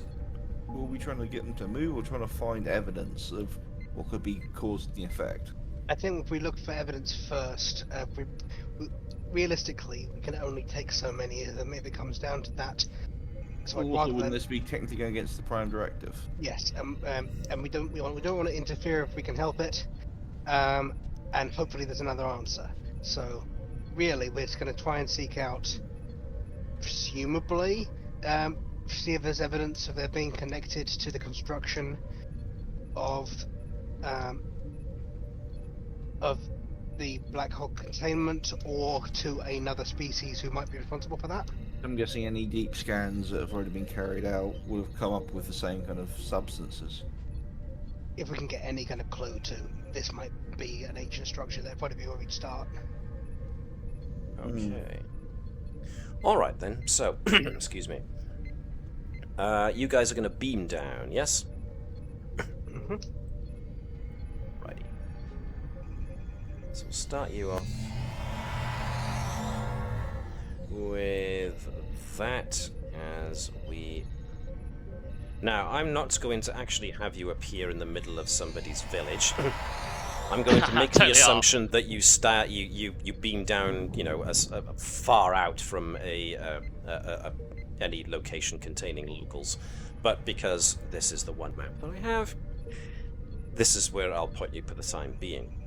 So Right. staying on the periphery of things. Sorry. Just saying right into somebody's front room. Yeah.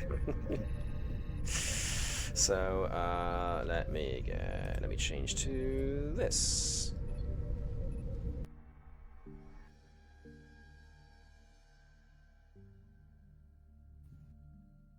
So you beam down onto the surface, and what's the first thing that you want to start doing? Do you want to spy on the natives? Do you want to just observe them? Do you want to go looking for certain specific things? What would you like I'd to do? say, as time is of the fact, to really start looking for, as I said, anything that might link this place to the satellite, rather than specifically spying on the natives. Bertram's Okay. immediate thing, given his sort of position skill set, is to make some med scans of the environment to see basically if there's anything A, dangerous, and B, unusual about the place. Start doing Okay. scans, looking for any unusual, I suppose metallurgy would be a place to start. Or typically with archaeology and things, you get subterranean structures, anything that's been buried. Ooh, I think knew I forgot to say something. Don't worry. Bravo will see if he can get an idea of sort of their mental makeup in terms Yes. of how Good they think, idea. logic, and so on. Okay. Well, you got full momentum, so you don't need to do much. So, first things first, we were going to have Edward's doing a metallurgy thing. What was Natala doing, sorry? Looking for anything subterranean, anything buried. So, using tricorder to scan, so that's going to be control and science for you. Edward's was going to be... it's going to be insight and science for you. Would be metallurgy focus? Yes. For Bravo, it would be insight and command, as usual, for using telepathic powers. And for Bertram... Unusual biology and such. Control and medicine would probably be yours as you use your tricorder. So, yeah. Are we doing individual or just throwing them together? May as well do them individually, because you're each taking different approaches, different tacks. The difficulty is going to be 0 on each, because it's a fact-finding mission. And you've got full momentum. Anywho's. I'll never roll that again. Ooh, snake eyes, double ones. Nice. Alright, so that's a fair amount of information. Nice, good. All right then. So let me start with Natala. There are no evidence of subterranean structures, just dug passages and holes by subterranean life forms, mostly small animals. So nothing that suggests any kind of hidden civilization beneath the planet kind of job. But there are the odd remnants of a post-industrial civilization that seemed pretty recent, and there are like devastated ruins of buildings that had post-industrial methods of architectural design and construction. In a similar vein, Foundation definitely used to be a skyscraper. Yeah, so there's evidence that they may once, the natives may once have had an advancing society, but obviously something put the brakes on that. It doesn't take a genius to guess what must have happened. In a similar fashion, Edwards, with that brilliantly brilliant bit of investigation, with metallurgical analyses, you find that the planet has got what you would tend to find on a Class M planet as far as mineral deposits go, but you do find evidence that some of them have been mined, which again suggests that an industrial level of society did manage to start plundering, accessing its world's resources to for its own use. The fact that they have devolved back into more of an agrarian society, again, would work along the hypothesis that they were a civilization that was finding its feet just as calamities struck. Would it, just as an aside on that, are the buildings of the remnants the same kind of size? Because that would suggest that it's the same species, or not that this species have risen up after the collapse. Good question. And with the successes that have been got, definitely there's no sign that it was buildings designed for other species. It seems specific to the design needs of the natives themselves. Bravo finds that even at this distance, as long as he can draw line of sight to these guys in the back, these natives, and he can get a general read on the state of their minds. They are readable. They are typical humanoid brains, and therefore aren't difficult to read. And their thoughts tend to be revolving around pretty much what you expect them to be revolving around. You know, whose task is it to do what on the day's business in order to make sure that the town or village has got enough food, water, and facilities to keep themselves going. Can anyone think of a way of provoking their thoughts in a particular direction? So I have a concern that they might view a certain level of technology with suspicion. Let's say if they held their previous level of industrialization responsible for the calamity. Interesting. Before I get onto that, then hold on to that for a sec, Alex. I'm just going to jump quickly to Gareth and what Dr. Bertram found. There's nothing dangerous in the around that you can find. In fact, the cataclysm that seems to have occurred suggests that it was could have been the possibility of of an extinction level event, but because it was halted, however and whenever, it seems that the vast majority of wild animals have not survived, and the majority of the non-sentient life forms seems to be those creatures that the natives have kept as animals to farm. So they're farming these creatures basically saved them from extinction in a strange roundabout way. Any other wildlife forms don't. There are a couple, but they're sparse, and you get readings of like how many? What were my notes about this? There are evidence of other settlements. It's not just one isolated settlement. There are others. Yeah. But each of those settlements are small in size as well. Centralized. So survivors, basically. Okie dokie. So, yes. What's the plan then? What was the next thing? You were going to try and see if you could steer conversational thoughts in a certain direction in order to gain more answers. I was going to say, if it was something like that, I imagine there might be some spiritual or religious significance to. Is this a strange quirk that when these sort of situations have happened, they'll find something from the past and either venerate it or avoid it under similar connotations? So potentially looking for that kind of religious markings or iconography, or just the kind of landmarks. Okay. Does that make sense? That makes sense. Yeah, I understand where you're going with that.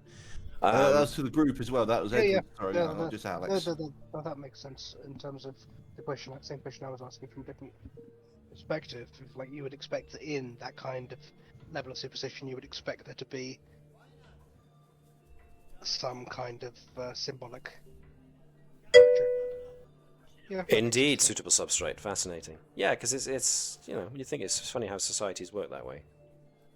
So that's quietly cool. I do like that. And I will get back to what you find after a quick visit to the satellite. So let's go back to the guys who are on the artificial satellite. So let me gather you all together so that I can transport you to the satellite proper.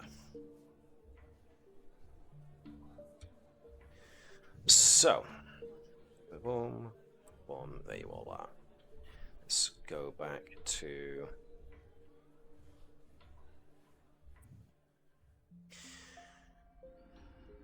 so going in your via your EV suits. Nah, we're just going to leg it through the vacuum of space. You lumber your way across the exterior of the satellite, which means that you get an unrestricted view, as it were, of the black hole hanging in space, which is one part awesome sight, one part terrifying sight.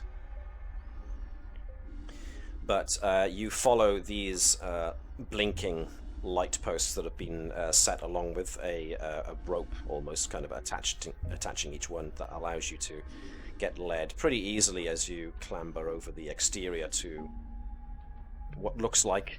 What was that? Sorry. Or was that just a random noise?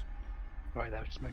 Okay, so So you clamber over the exterior until you come to a great circular hatch, which has been marked as to what to press in order to gain access. So, as you open the airlock, it kind of irises open, and you are greeted with, well, what you would consider a standard but rather sophisticated-looking airlock. And the hatch irises shut behind you. The forward airlock door that leads into the interior of the satellite proper has a small window on it, and you can see one young Starfleet science officer basically tinkering with a load of boxes of equipment. And eventually, when the airlock irises open for the final time, you gain access to this area. At which point the ensign puts down the box he was rifling through and picks up his pad. Oh, hello! I wasn't expecting any relief. Wait a second. You must be the guys from the ship that was sent to help us. Oh, thank goodness. It's, I don't mind saying, it's a little spooky in here. Especially when you're on your own. How so? Just I assume, the quietness. Oh, yes. Yes, sir. Yes, sir. It's a pretty big empty space. I mean, don't get me wrong, but the place is immaculate. As you can see, there's not even dust on the floor. We've only begun setting up the basics of our investigation. I apologize for the mess. I was left behind because I'm the junior, and so it's my duty to sort and arrange all of the equipment. You caught me doing an inventory. Sorry. How can I help? Can I help? Well, the first thing is I'd like to know of which way the rest of the group went. Did they give a time frame of how long it would be before they would tune back? Oh, right. Yes, of course. I currently have my two immediate superiors have gone down the northern passageway. Communications down here are a bit spotty because of the, well, composition of the satellite. As such, we lose communications over a certain distance after we pass about 25 or so meters, so we've had to fall back on using deployable comm relays. So that's what my superiors are doing at the moment, is that they are foraging ahead down one of the what was one of the pre-explored tunnels in order to try and set up the comm network there. They have been gone for, and he checks his pad, the last 27 minutes. They should be hopefully sending a comm back saying that they have reached the distance they set out to, and will be hopefully giving me a comm notification within the next 3. Have you managed to activate anything down here yet? No, sir. Not really. Nova, please. Sorry, what was that? My name's Nova. Oh, hi. Folks around me call me Eddie. Ensign Edison, sir. We're on duty, Ensign. Ensign Edison, sir. Paul Edison.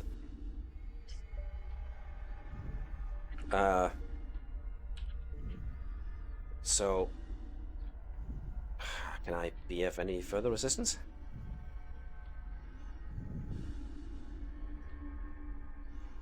What's his kind of mentality then? Seems like he's on edge. Andrews can give me a basic read on him with a bit of insight and security, I suppose. And if Nova also wants to do the usual insight and command check to check his emotions, that's fine too. 1 success. 2 successes. Okay. Andrews, from a standpoint of how people act, this kid seems nervous. More than likely because he's on his own in a place that he believes might be dangerous. And Nova definitely gets the impression of he's very tightly anxious. He's waiting for his superiors to get back to him. He really doesn't like being here on his own.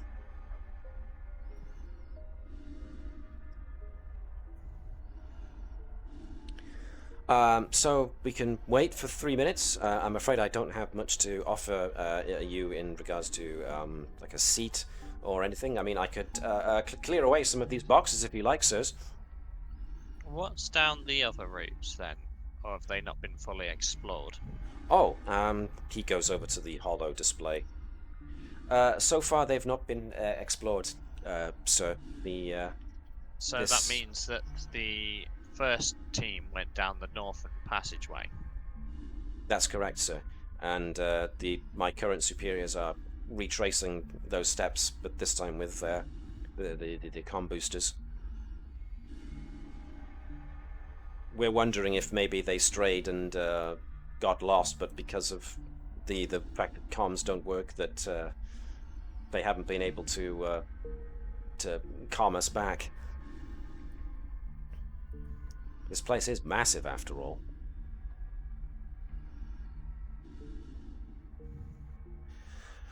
Could I ask Hello to try and interface with the panel by the doorway?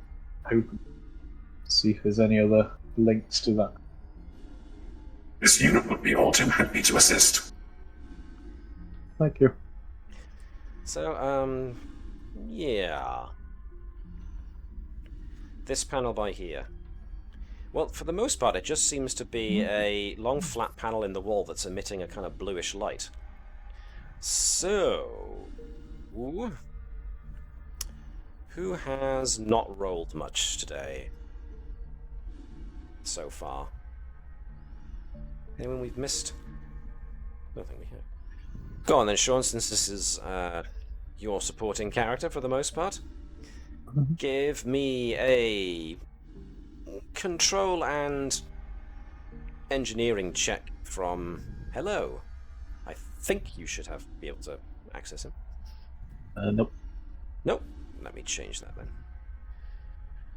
Looks like I didn't quite do it. So, Navis and crew, supporting characters, Unit Hello. Where's Unit Hello?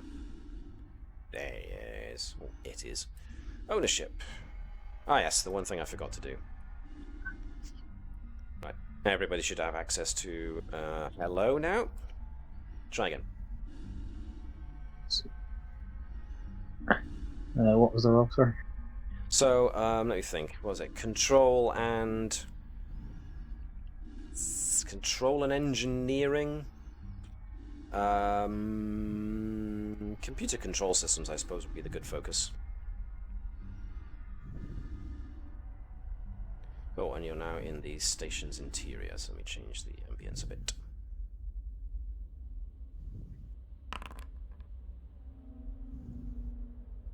One success. Okay. Let me think. Let me think. Ooh, a few dropped frames.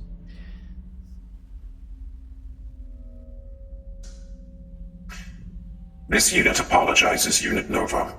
This unit is not able to adequately interface with this panel. It appears that this does not ring as a... Let me try that one more time.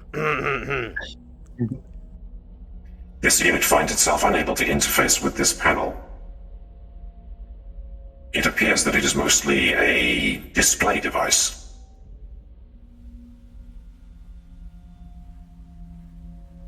Yeah, we found that too, says Ensign Edison.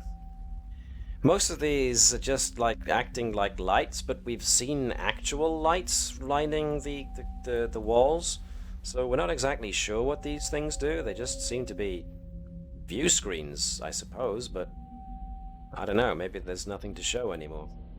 I mean, I'm glad they're there because they give light and such, but yeah, we don't know what they do either.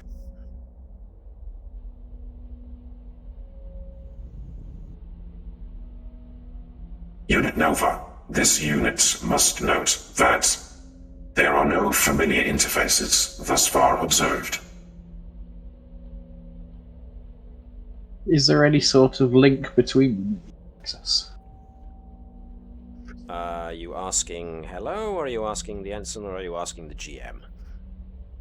Just in general, I suppose, to the room, so probably hello mostly, but within loud enough that the ensign can hear. Okay, so the ensign steps forward. Not that we've been able to find, sir, because, well, it's the same problem we keep running into. If there is any kind of circuitry that links these things together, it's more than likely behind the wall panels, and they're, well, made of neutronium. We haven't been able to get through it yet. If we ever will. Just like most of your scientists, I am getting really sick of that reason. Well, to be fair, sir, it's the reason why most of my superior officers and colleagues are a bit uptight, and why there was a huge amount of relief when we finally found the door that you just came through. But yeah, it's still proving to be a problem for us too, sir, so yeah, we share the frustration, sir.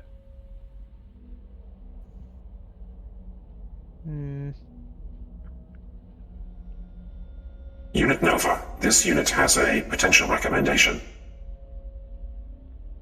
Okay.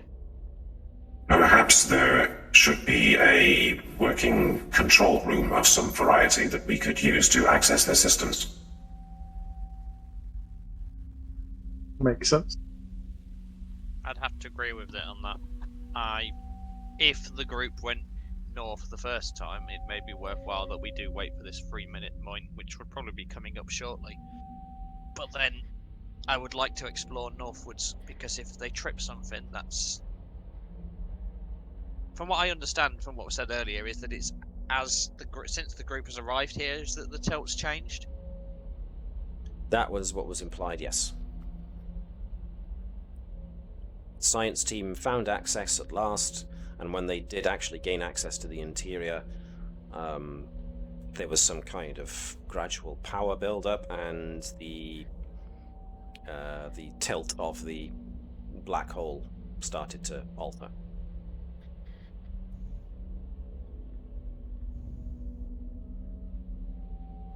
So, what would you like to do? Try and dismantle this while we wait for the call from the north, I guess. Cool. So, Nova tries. And keeps on trying. But, Nova hit the usual reason round here.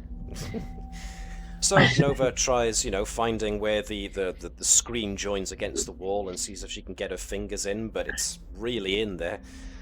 She then tries to use the dagger that she that she got from the Orion guy she fought. And, he gave it me viciously. Yes, he did. And tries to use that to wedge in there to see if she can pull it out, but there's no give there either. It's like the thing is bonded straight into the wall, and using a phaser on it doesn't yield any results either. 3 minutes go by.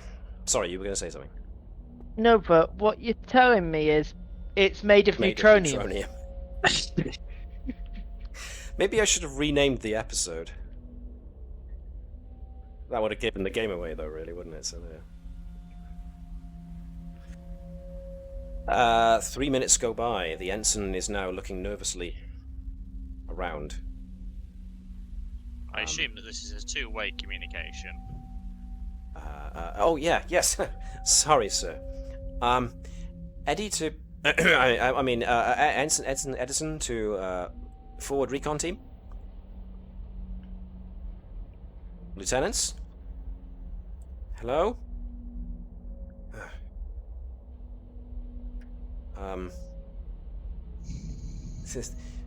Guys, if you're trying to scare me, it's really working. I doubt that they'd be trying to scare you, Ensign. Right, okay, Ensign, we need to inform us of which direction the group was heading. That way, sir. If you continue to stay live on the comms and then just keep providing open comm points. Yes, sir. I assume that we have a map of the area of where they were going down. Yes, sir. He points to the hollow display on the main table by there. That's as much as they've mapped so far. They haven't gone terribly far. Hello, take a copy of that. Room. Yeah, take a copy of that. Cool. This unit shall comply. Thank you. Doodle doodle doodle doodle doodle. So Ensign Edison watches whilst the little droid just floats along and then attaches one of his multiple tendrils into an access port. His I can't. If you can zoom in, you can show Hello's face. That funny little cartoony smiley face changes to display reams of data being downloaded for a couple of seconds before it reverts back. Download complete. Map copied.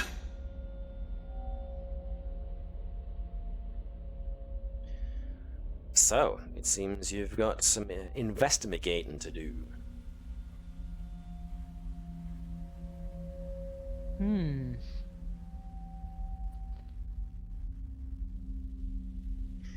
So,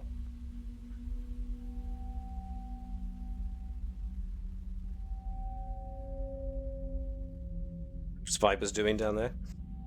Or is she just going around? Taking all around the hub. Yeah, so it's what you expect to find. There's boxes of data gathering equipment, things that'll take full 3D mapping of the environment, all the kind of equipment you'd expect in a scientific survey team of something like this.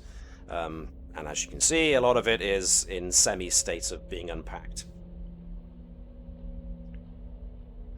And the ensign is now furiously working to try and sort them all.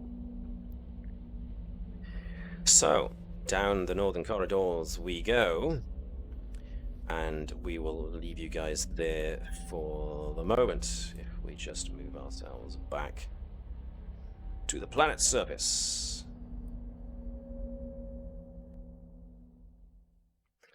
So, the next avenue of investigation was looking for iconography, basically. Which means that you'll probably have to get a little bit close to some of the one or more of the settlements in order to try and eavesdrop or get some sort of reconnaissance done to do this. So, being able to interpret cultural iconography and that kind of thing does come under Edwards' cultural studies. Edwards would probably do with some assistance from Bravo here, just so that Bravo can make sure that you get close enough without being spotted. So, Natala has anthropology that could possibly be helpful. So there we go. There's another good addition. As far as Bertram goes, I don't know. Is there anything Bertram would like to do to aid, assist, or would you just like to see what these guys come back with? How close are we getting to the village? Well, you're going to have to get within a certain close distance, because from too far back, you're not going to be able to have a look around places to look to see if there are any bits of iconography. Right. Would I actually have to get into contact with the native people there to do any sort of medical scans? I take it that's not something I could do from a very sort of far The closer the distance. better kind of thing, yeah, really. I mean, if we're advancing to something like 100 meters, that might be close enough for you to get some. Yeah. If I can do it without being noticed, I'll try that. So that again would be something that would be very much assisted by Bravo's ability to keep you guys from being noticed. So. Yeah. Yeah, so...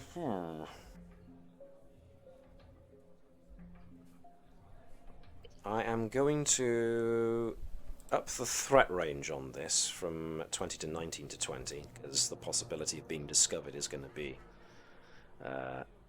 What's the sneaking roll? Something security, isn't it? So yeah, it's going to basically be daring and security for sneaking about.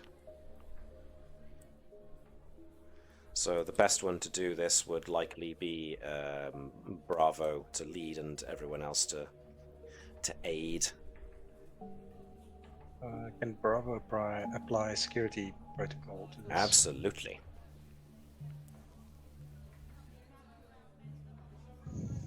Sorry, I had a vague distraction of wild house cat appearing and jumping to the screen.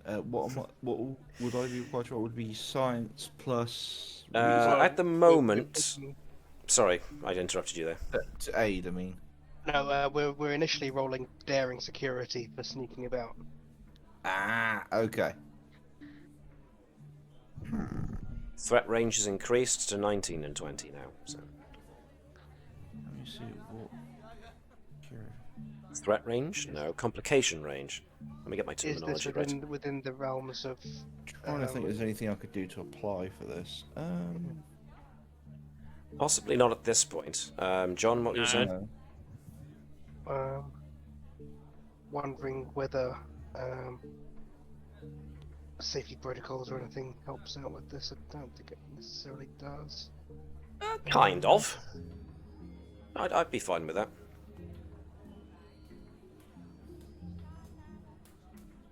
This is among my worst rolls. I know. So you think complication is currently at 2, yes? Yes.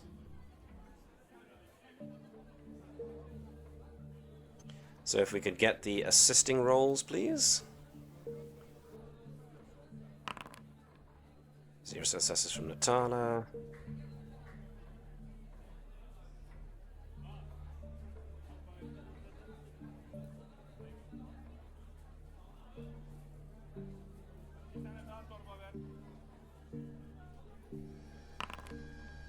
This one from... Oh, hello. It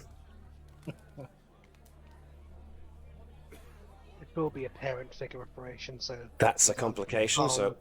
calm that complication out. Okay, oh, hang on. Or ignore a single complication. Well, Natala's got a talent, so... You don't necessarily need to use that yet, so hang on to that for the minute. I'll hang on to that for a minute in that case. Yeah. So we'll recall that. So Natala's gone, Bertram's gone. Can we get Edwards to do the daring and security, please? Just 1 dice.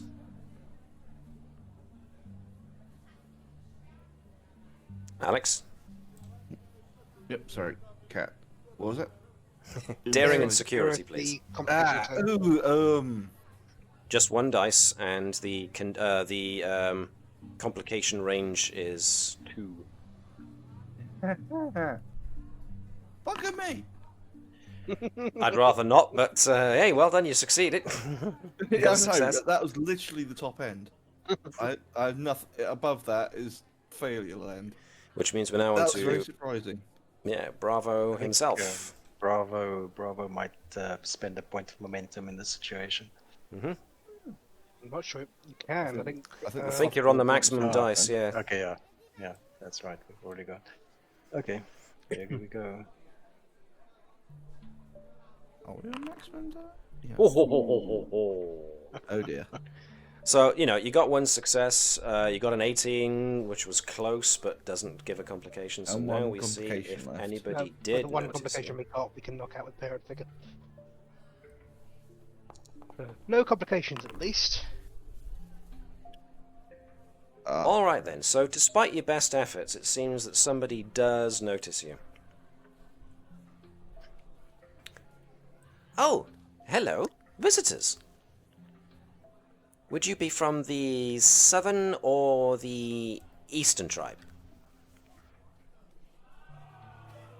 Okay, I would like to attempt to blag this with my other cultural study, sort of xenolinguistics, to try and accurately imitate them.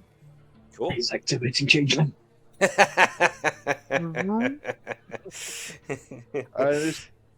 I'd like to say daring for science, because I'd be trying to pull this out. Oh, if you're blagging it, I like the sound of that. Yeah, go for it. Okay.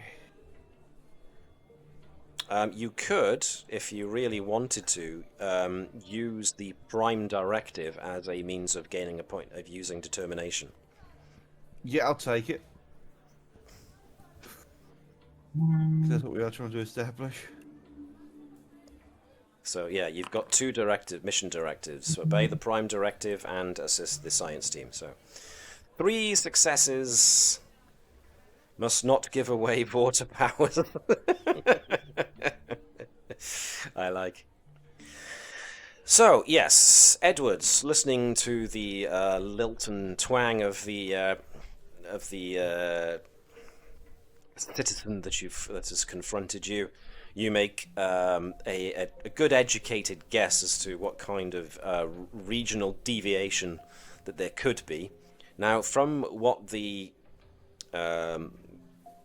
individual said, seems to suggest that because they don't know that you're from the east or south, I think it was east or south, Limited contact. then they've had limited to no contact. So you've got a certain amount of leeway that they've displayed ignorance of the fact. So you're able to pretty much come up with a mode of talking, a kind of a lilted accent on the fly kind of thing that should be easy enough for the others to mimic. With 3 successes. So you managed to successfully Morphing time. You managed to get away with that particular one. But it seems you've now got a means of gaining access to the people themselves. So what would you now like to do? Are you going to defer to the head of this expedition? Edwards is collecting his nerves after that. Well, that in chain of command, he's not going to step forward the way to proceed. I think this was Natala's. Oh, was it Natala's idea or was it Bravo's? Well, we're getting. No, it was Natala, wasn't it? Yeah. Overall, this is Natala's. Yeah, it's basically still like we have a way in. How would you like us to proceed, sir?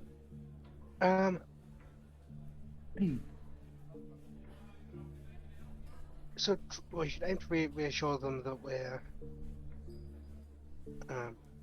fine without a guide, and we're not looking to use anyone's hospitality. So you're just here visiting, kind of thing. Yeah. Passing through, observing, getting the local culture. Oh well, that's marvelous. Says the citizen, and yes, points out that there is one leader who appears to be the one clothed in slightly deeper colours than the rest. The rest seem to be pretty uniform, mostly wearing plant fibre type. Very well put together plant fibre tunics and whatnot, but it appears that for the most part most of them go unadorned, but they've gone to the trouble of making sure that the one in charge actually stands out by using some sort of dyes or whatnot to signify their leader.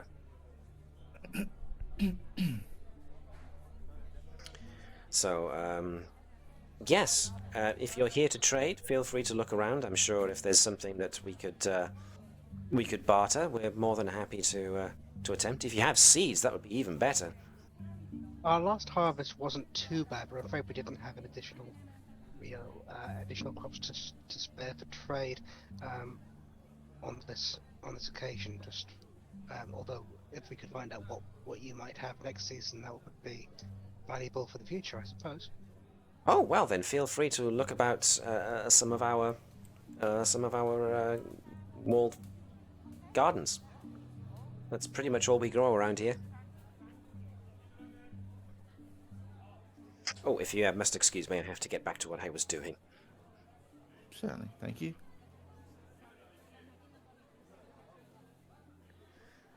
So yes, a lot of them are busy with things like drawing water and tending to the various plants they've got. They've got a lot of root vegetables, a couple of one or two small fruit bushes here and there.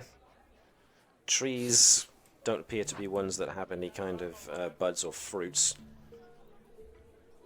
So these particularly how hardy much trees. they're farming? About how many people do I reckon I'll guess that this place could support? At the moment, you're looking at about, at most, 50 people. Right. Do we notice any older people? Aha, good question. It's a bit difficult to tell with these guys, with their somewhat leathery features. They're very... But there's evidence of a couple of them with a slight discoloration of their what looks like the side ridges along the neck. If you zoom in, they've got like kind of like red. I don't want to say fins because they're not fins, but almost like red feathery bits that jut out from the sides of their necks. I know the term for that. Yeah, so do I, and I can't remember it. It's all the times like these that I forget these actual words. Well, I'll be and saying terms. plumes, but I don't think that's right. Yeah, I know where you're something going. else. Frills, maybe, is what I'm reaching for. Hmm. Generally, the older generation are sort of more the keepers of knowledge, I think. That's the point. Are there any evidence of any kind of written, written communication? I'm not thinking books. I'm talking about maybe like slates or wax or some sort of literacy about them. Just quickly, just like looking like signs or anything just scattering about. Because if not, then it's just going to be entirely a verbal culture. Luckily for you, there are evidence of signage. Okay, so that there would potentially be archives, and it's not going to be a purely verbal species. And depending Yes. on which technologies regressed how far, there might be some amount of like vellum or parchment. Oh no, there always will be an element to it, but if it's purely that, this would be a bit trickier. If there's a written, that means there's potentially going to be a written archive somewhere. It's also been if there's only about 50 of them here, judging by how much they're farming, this would be a very small village. But they have something like that there, because presumably if they've been around for any significant amount of time, they'd have to have bigger settlements than this if they were actually to develop over generations. But if assuming that they're not developing and they're slowly regressing, our current theory was that there was a small number of settlements. So even if there's like 6 or 7 settlements of this size, that is not a population that's necessarily going to survive multiple generations. But, No, Unless they're relocated. But it does make it much more feasible to potentially relocate them.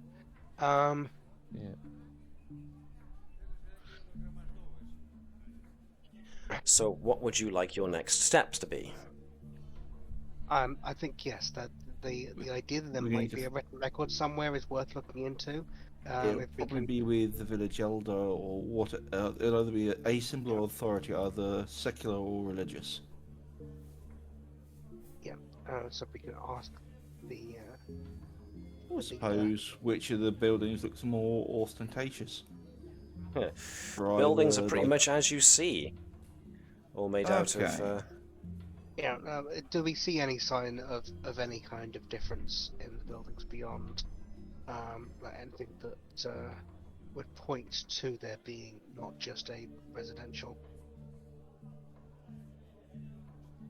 I suppose the only one that makes any kind of that points itself out as any kind of different would probably be this one. The one near to which the apparent leader of the That's fair. of the group is of the village is actually stood. So at the moment he appears to be discussing stuff with another citizen, and he's got like a wooden board which he occasionally makes marks on with what was essentially a pencil. A very crude From what pencil, but a little- pencil nonetheless. From what little we gathered before, of the answers that they jumped to, like south or what was the southern settlement a larger one? A lot of the settlements were of similar size. Yeah, so we all agreed to that we're Go on. that we are from the southern, and that we're a group whose farm was left unworkable this season and is recovering from a flood or something, and so we were given leave to scout out other nearby settlements for potential future trade. Okay, so that's the story you're working with. I would say if we're able to find a quick quiet corner and pull out a tricord or just a pad and just actually look up an area where we could physically say it's there, because we don't want them going, oh, from this place, and it's like, yes, and then get stuck in a situation where That's they what I know was- more than us, and we could potentially do a faux pas. That's what I was already saying. Yeah. About Okay. the information we had on the southern settlement. And then hint that and while we're here, such and such has a particular interest in the history. So if you could give us a name to call you by, that would be helpful. Oh, of course. Yes, the name of the mayor is Akara, and these people refer to themselves as the Ithic. Whether that's the name of just this group of people, or if that's is the name that seems to be issued as what the species are identifying themselves as, it's a bit difficult to tell at this particular juncture. But it seems that their Sometimes collective noun is Ithic. Sorry, Jan, go ahead. Sometimes based on the etymology of words, you can sort of get an impression of what the people think of themselves based on what they call themselves. So there is an inclination towards a collective noun, which suggests that, which kind of reinforces this tightly knit social grouping where everybody's got something to do for the good of the settlement, the group. So they seem to, linguistically at least, refer to themselves in the multiple in the group.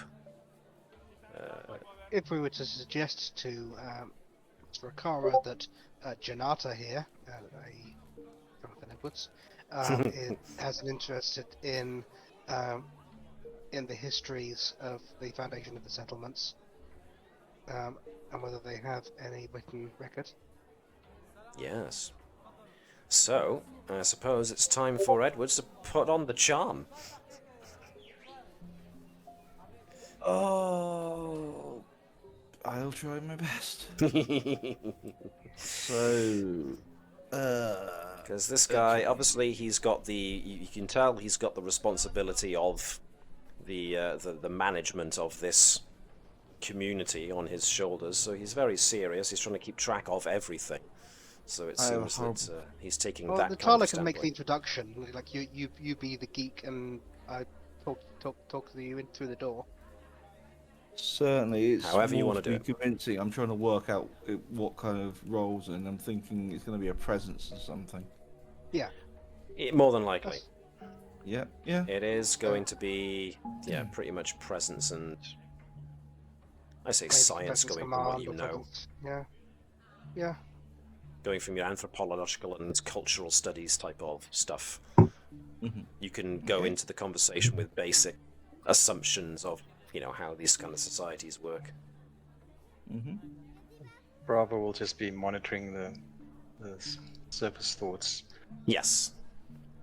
So at the moment, all that Bravo is getting is that all these people are busy enough that they're focusing on their own task, but they are curious about the newcomers. Just give us a poke if we make them nervous and we should change track. Yeah, exactly. I think Okay. what Bravo will watch out for mostly is if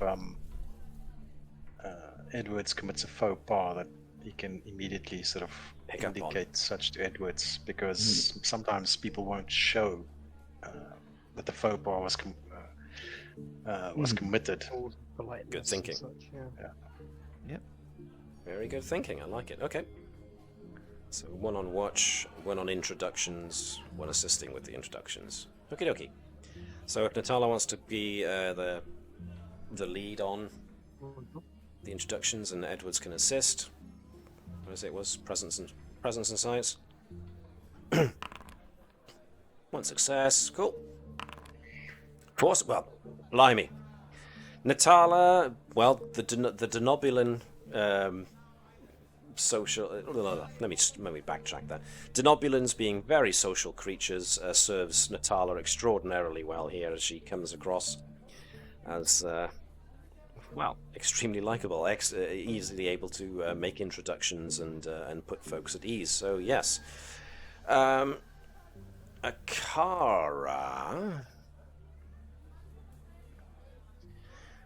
You get the impression when you get introduced to them that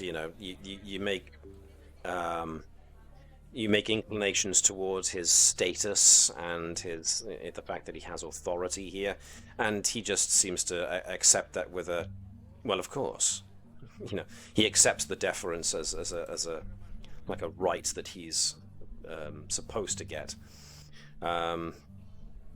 So Bravo definitely gets the sense of this guy has a big chip on his shoulder. He's very proud man. But thankfully, Natala's so good at this kind of social interaction that she's played to his own vanity.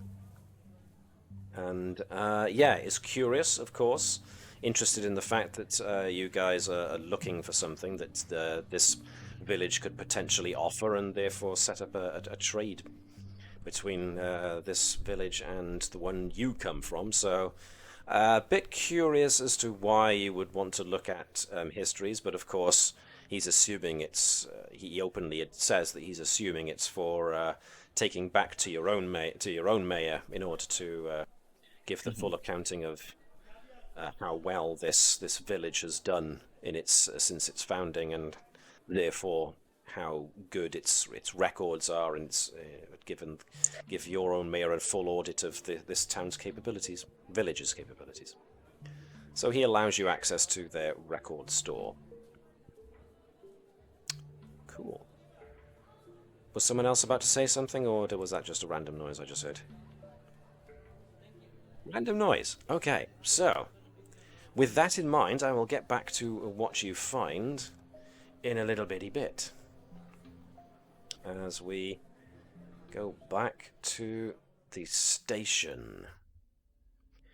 So, you guys were all meandering on in the direction that the previous science crew went. Now, this place, you can see why it would be easy for somebody to get lost, because the place does look very similar down every single corridor you turn. The good thing, however, is that the science team has been leaving these little comm boosters, which are these kind of like poles that they magnetically attach to the floor, and this tiny little almost like radar dish kind of thing unfurls from the top in order to help receive and boost signals. So far, any signals sent to the forward group, the two lieutenants that were scouting ahead, are not being answered. But the ensign back at the entrance to the place is still very much there. Eventually, you come across a rather large room.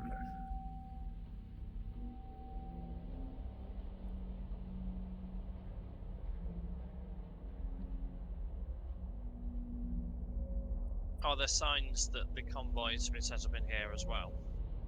Yes. There are these massive circular, it's almost like you're at the top of some kind of massive silo. And you've got these cigar-shaped... what's the best I can think of? Words are escaping me tonight. I'm not doing my job very well. I do apologize. It's like these massive, almost like towers, almost, but each of them attached to pieces of equipment that suggest that this is almost like an engine, a power core, one that probably extends quite a way down into the excuse me, the satellite itself. There is power, so there's a definite hum in the air and a slight prickling on your skin that suggests, you know, a rather impressive amount of power is put through this place. Any ideas of potential power source, Commander? I believe he's asking that Let's to Vibers. have a look and see what we can find out. So, looking at the thing, and then looking at these weird panels that are here. I'm assuming it's the console stuff. Yeah. You've got... Just trying to see if anything jumps out at me as this makes some sort of sense. Well, you're obviously seeing readings on power levels. The power output of this thing is, quite frankly, ridiculous. There's no obvious answer to where this thing is getting its power from exactly. You could make the educated guess that it's probably drawing power from the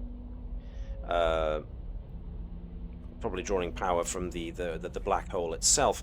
But then, of course, the question has to be asked: where did the power to envelop the black hole in an electromagnetic sheath come from in the first place? So there's the mystery of what this power core actually has in it that is able to produce such immense levels of power. If it was coming from the black hole, we'd see something possibly a bit reminiscent of what Romulans do. And we've encountered that. So in this particular place, it doesn't appear to be that kind of thing. Right. Webby, you about to say something? No, I was just gonna go on the line saying, would we? Because if it's using the gravity effect of the black hole, you wouldn't see any kind of like stabilization for it.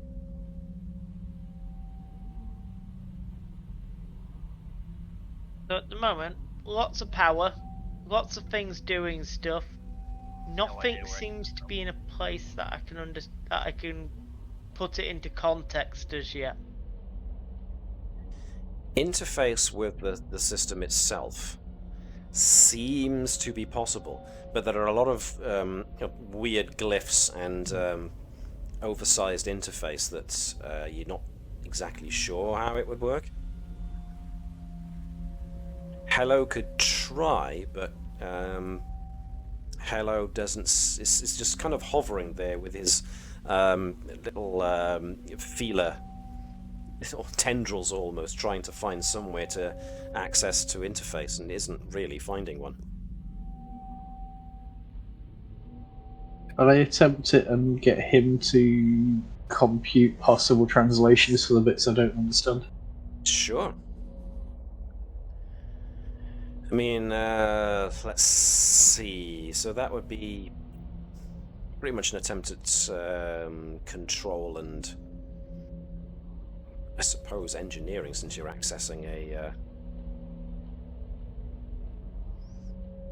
Excuse me a second, I just realised you can't see all of this place. No. Bob. Oh, cool. It's not supposed to be.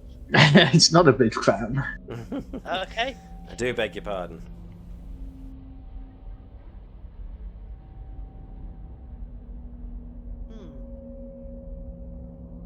So yes, it's not an actual fan, so that's what everyone else was seeing but you. Sorry.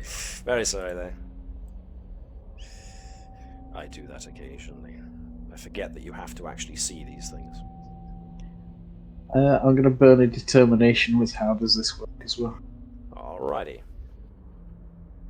So I'm going to make this difficulty... Yeah, I'm going to up this to 4 since you're trying to activate and access an entirely alien system. But somebody like Hello can give an additional assist. If maybe Webby or Navis fancy being Hello. Off you go, Go on, Webby, you've not rolled in a while. You both said exactly the same thing in Alright, different okay. ways. I forgot to take determination, but I've taken it, so that's technically 5. Okay. Control engineering. Yeah, I'll do.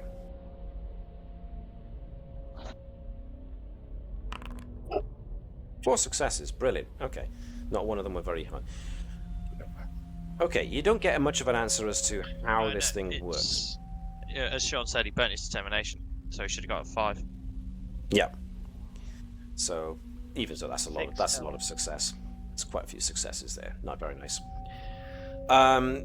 What you managed to access, however, almost by accident, is a layout of the power distribution system. And what you do notice is that what appears to be a room nearby suggests might be some kind of control and monitoring station for the satellite as a whole.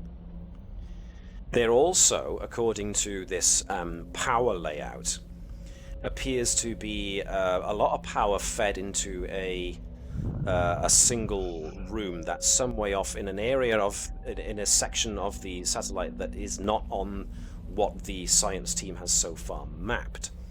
There also appears to be a lot of power being shunted to a specific, rather large round room like this one, further again, but on the but one that reaches to the exterior of the ship, which might be some kind of emitter array.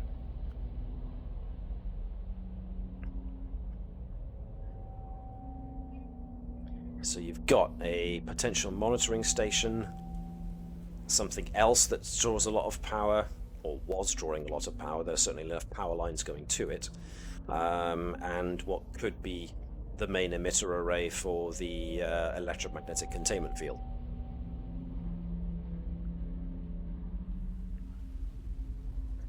Are these all active at this time? The emitter array is active.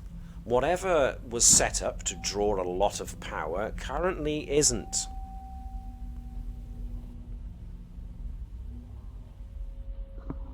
So there's the facility for a certain area in the satellite to take a lot of power if needed, but at the moment that area isn't drawing any power at all, beyond what's necessary to just maintain life support in the area.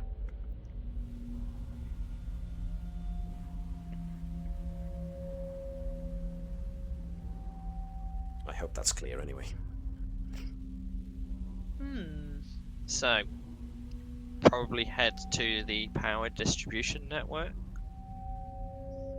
Technically, that's where you are. Well, no, sorry, the main Main hub. control. All right. Are there any signs that these consoles have been used previously, like recently? It's difficult to tell because, like Yeah, was 'cause there's noted no at the very dust, beginning, yeah. there's no dust, there's nothing. Everything's immaculate. It's been Because it's made of untouched. neutronium.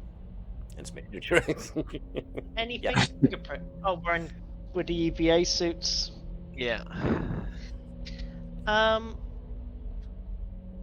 So, just thinking this one through, this thing can hold an awful lot more power than it's currently taking. Yes. Oh, flip. What's Vibers' thought?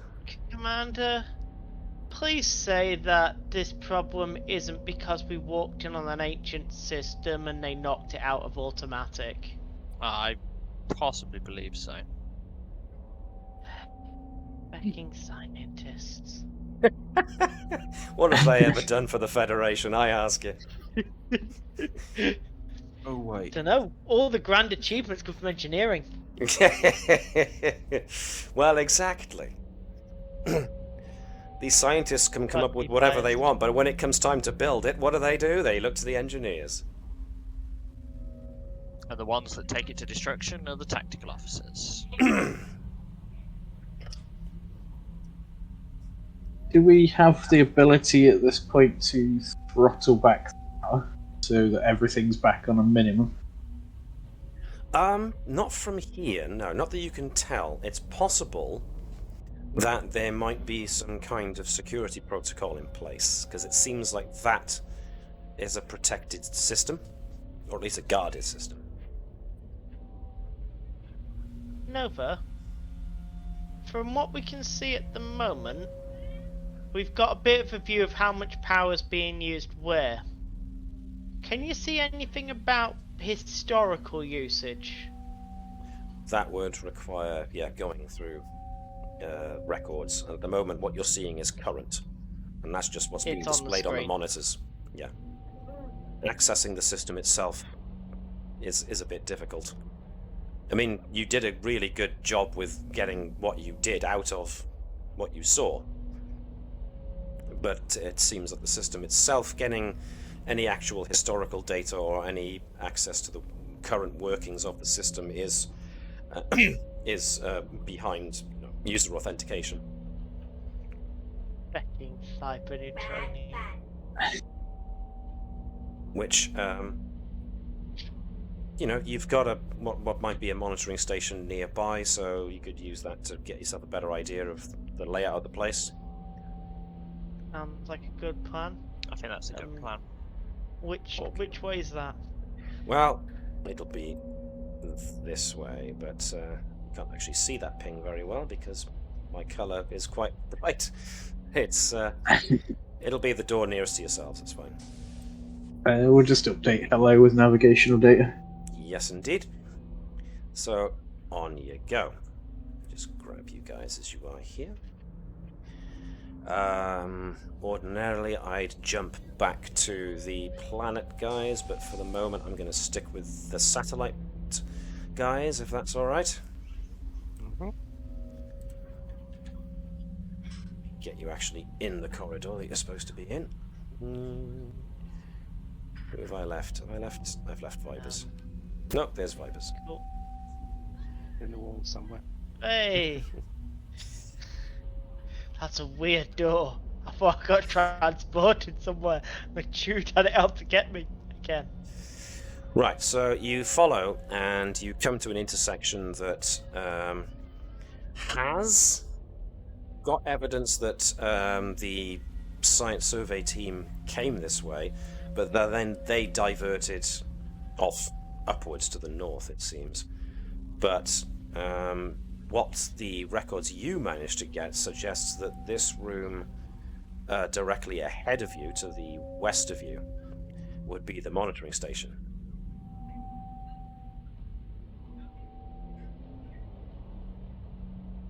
Commander?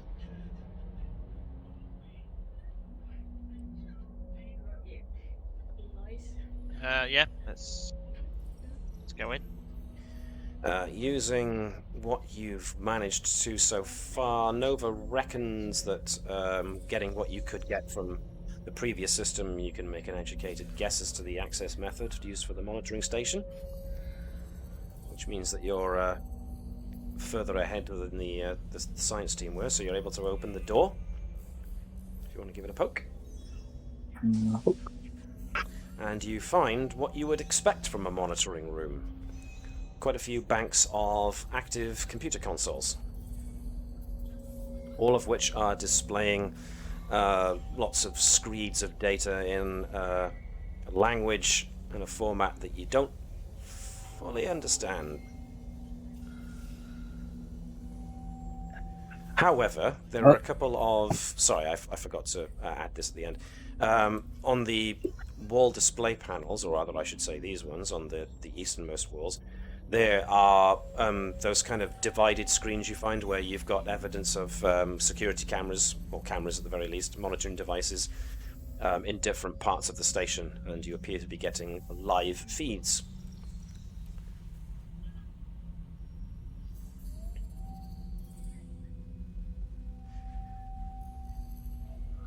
So, what would you like to do now that you're here in the monitoring station?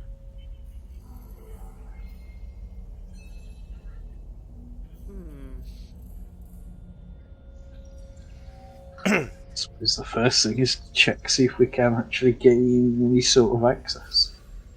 Okie dokie. So, once again, this is going to be a difficult control and science or engineering, but Vibers, with his focus of computers, could well be a good one to do the primary on this.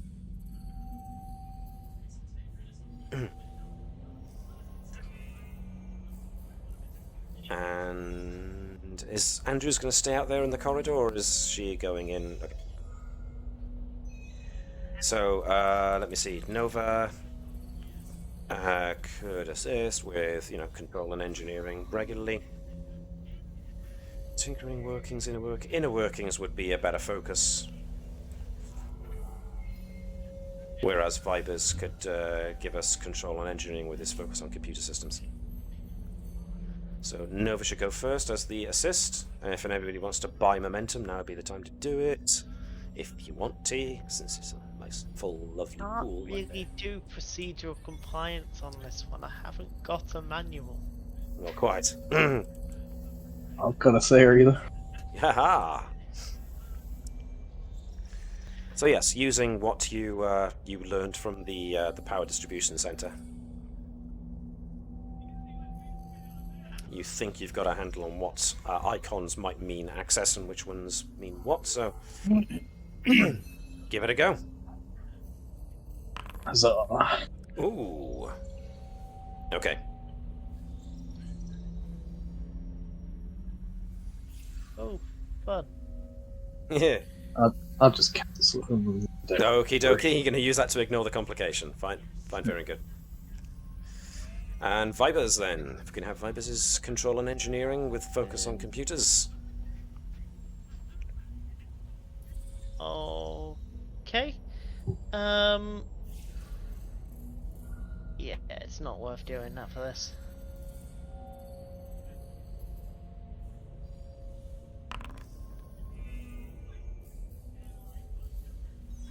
Four successes on 4 dice. Alright then, so you gain rudimentary access to the system.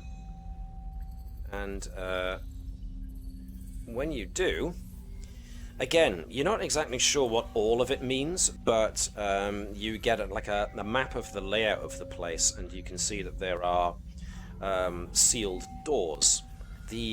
One of the most sealed areas corresponds to that area that you found in the power distribution network map. That's the place that has the capacity to draw a lot of power, but currently doesn't. That's currently behind a locked area, so you are, with that many successes, able to unlock access to that place. And certainly the emitter array, you can now map out a route to get to that area in order to to gain access to it. Can I get Andrews to give me another insight and security check, please. I'm going to allow your survival training to kick in here. 2 successes, awesome. Whilst these guys are busy basically opening the doors along the route that you want to go to access these areas of interest, Andrews is looking on the monitors that are showing different areas of the station, and they kind of flick back between them, and one of them seems to show an individual in a Starfleet science uniform, lying, well, motionless in the middle of a corridor. I will ask the 2 of them to go back, see if we can... Is it cycling back through Yes. the camera feed? Yes. I'll point that out to the other 2 and say that there's potentially location of someone. And yes, using that, you gain a fairly good understanding of where that could be, so you can definitely get a map of the means to get to them. Could we isolate that feed and try and cycle back the video? Is it recording? Ooh, nice. Yes. But let me see how well... No, actually, I'll be nice with that one, because you've managed to successfully gain access to the system. Running back, you notice that you've got... the feed shows a pair of individuals walking side by side, and they are putting down a comm booster. And then they seem to look back the way they came, off camera, as it were. And as they do, they have a bit of an alarmed look on their face. And they both turn to run, but as one of them makes it out of the shot, another one gets struck in the back with a beam of energy and falls down onto position where you see them currently lie. But what you also see is a machine hoves into view. A machine with long, segmented, tentacular-like limbs, and it seems to be partially hovering. So it's like, excuse me, it's like it's got arms kind of hanging from its chassis, and there's no head exactly. There's this massive blue shimmering bauble lodged into the chassis itself that seems to be acting as its head. And it's difficult to describe. I'm not sure I'm using the right words to describe it here. But nonetheless, as it kind of drifts into view, it seems to emit this long scanning beam from this featureless faceplate. And as it does a scan of the body, and then fires this particle stream once again, which completely evaporates the body. And as it does, the robot's image kind of shimmers and shifts and takes on the appearance of the individual it appeared to shoot.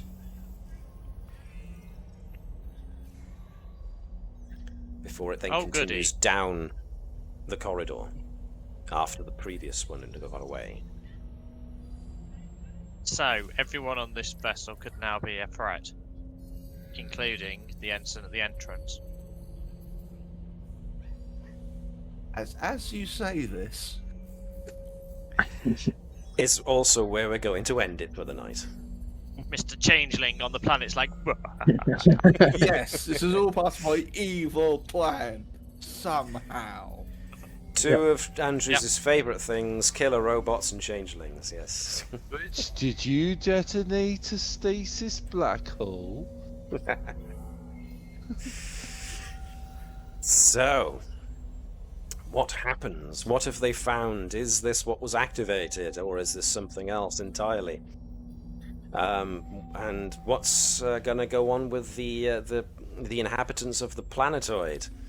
Well, for the moment, the crew down there are on their fact-finding mission, and we'll have to see what they manage to discover, and whether or not they can come up with an efficient enough plan to either relocate folks.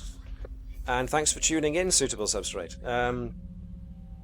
Yes, whether they can manage to relocate the occupants of the planetoid, or if maybe the crew on the satellite can perhaps find a way of, as Vibers suggested, maybe turning the automation back on and getting this thing back into a safe mode. What will we find in the different areas of the satellite? I guess we'll have to tune in next week. Same bat time, same bat channel. And there's our final cross-reference. Yes, indeed. So yes, that seems to be a good place to stop for this week. So part 2 of this episode will take place next week. So I'm hoping everybody is free for the 14th of March to join us then. They should be. I must be really tired because when the group walked into that room at the end, when Andrews was lagging behind a little bit down the corridor, I could have sworn Hello's token, like the head rotated 20 degrees, basically made eye contact at the screen and then reset. Oh my god, is the token of Hello actually becoming sentient? And a single red light beamed on you and said, on that "Target note." locked." I find that a You more shouldn't chilling have said end that. to the episode than my one. You should not You have will be said that, upgraded. John. We will Hello, be upgraded. We have the Unit technology. Hello has interacted with 21st century internet, now beginning possession mode. Not like it's hard to possess 20th century Cracking internet. toasters. Yeah. I log into your toaster, I burn your toast. Ha! All your memes are belong to us. Unit John, resistance is futile. Nice. Excuse me. So yes, we'll have to see what happens next week, I'm afraid, as we continue this mystery. This is So, the way. This is the way. So thanks, guys, for those of you who tuned in to the stream, and thanks to my regular crew for participating.